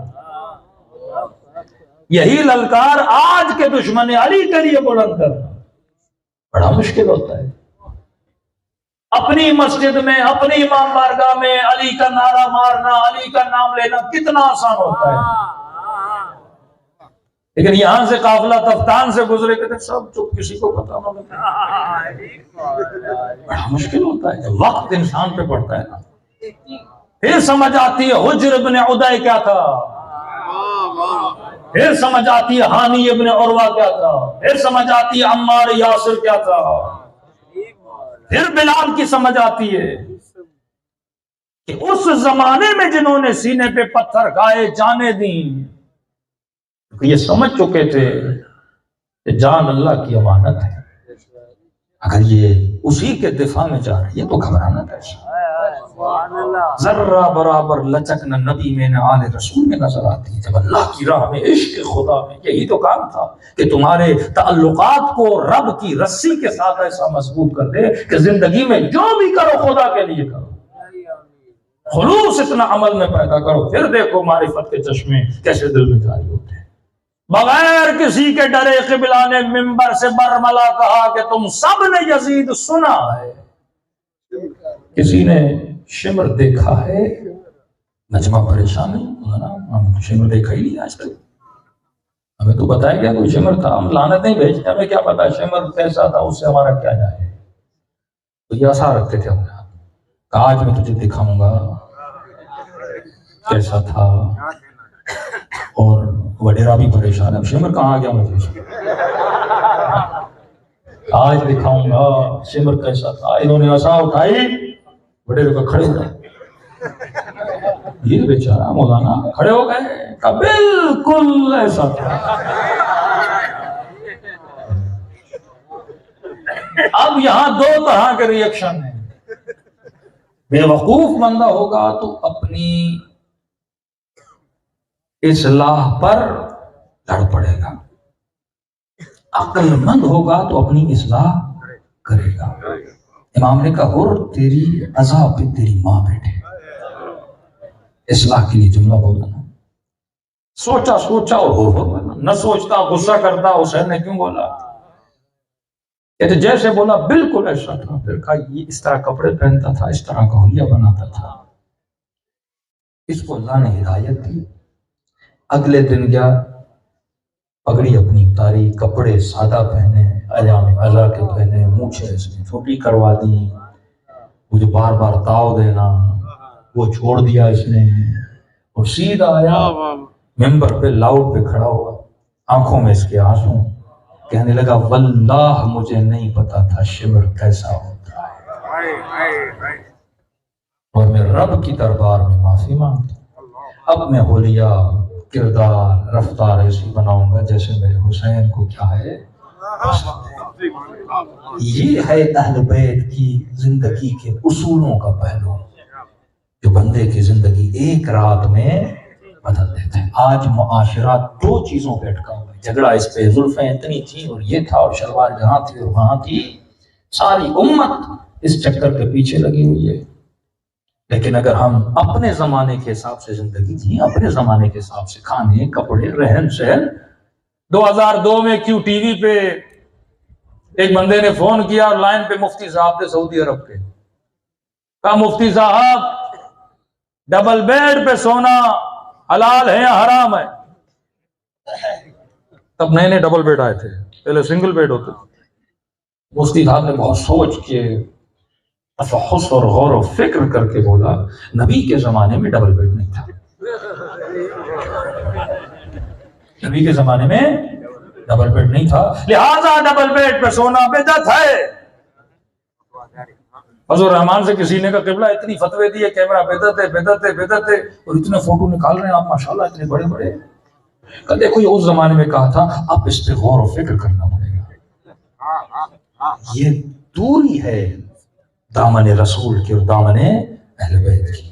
تو قبلہ قلب صادق صاحب اللہ غریب رحمت کرے کہتے تھے جو مفتی میاں بیوی کو ایک بیڈ پہ نہیں دیکھ سکتا وہ شیعہ سنی کو ساتھ کیسے دیکھتا ہے. شکر خدا کریں کہ مکتب علی کے ماننے والے ہو. یہ مکتب عقل کا مکتب ہے. ان چیزوں کے پیچھے نہ لگیں جو صرف ظواہرات ہیں، اصول کو زیادہ اپنائیں. شیعہ کپڑوں سے کم، کردار سے زیادہ پہچانا جائے، اصول سے زیادہ. پھر زندگی میں رونق ہے، پھر بڑھاپے میں موت سے بھی نہیں ڈرو گے، خوشی خوشی جان بھی دو گے، کیونکہ پتا ہے کہ میں نے زندگی محمد مصطفیٰ صلی اللہ علیہ وآلہ وسلم کے اصولوں پہ گزاری. پروردگارا بحق محمد وآل محمد اس محفل کو، اس جشن کو اپنی بارگاہ عالی میں قبول فرما. رسول کی نگاہ کرم ہم سب پہ نازل فرما. نبی کی دعاؤں کو ہمارے حق میں قبول فرما. ہماری آنکھوں کو جناب رسول کی زیارت نصیب فرما. ان کے فرزند امام زمانہ کی زیارت نصیب فرما. ان کے ظہور میں تاجیل فرما. پروردگارہ جنہوں نے انتظام کیا خلوص کے ساتھ، خدا ان کے خلوص کو اپنی بارگاہ میں قبول فرمائے. حق محمد و آل محمد میں ایسا بنا جیسا رسول ہمیں دیکھنا چاہتے ہیں. کبھی بھی ہمارے ہاتھوں سے دامن رسول اور آل رسول نہ چھوٹنے دے. پروردگارہ ہمیشہ ان دلوں کو رسول کی محبت سے سرشار فرما، آل رسول کی محبت سے سرشار فرما. جو عاشق رسول ہیں خدا ان کو مدینے کی، کربلا کی زیارتوں نصیب فرما، معرفت زیارت نصیب فرما. حج عمرے کے متمنی انہیں وہ زیارت نصیب فرما. جو مومنین گزر چکے ہمارے ساتھ نہیں، ان کے برزخ کے سفر کو آسان فرما. جو بیمار ہیں انہیں شفاء کاملہ عاجلہ نصیب فرما. جنہوں نے مجھے التماس دعا کا خدایا ان تمام مومنین کی دعاؤں کو اپنی بارگاہ میں قبول فرما. اپنے مغفرت کے لیے، دعاؤں کی قبولیت کے لیے، مرحومین کے درجات کی بلندی کے لیے اور امام زمانہ کی سلامتی کے لیے ایک مرتبہ بآواز بلند صلوات پڑھیں. محمد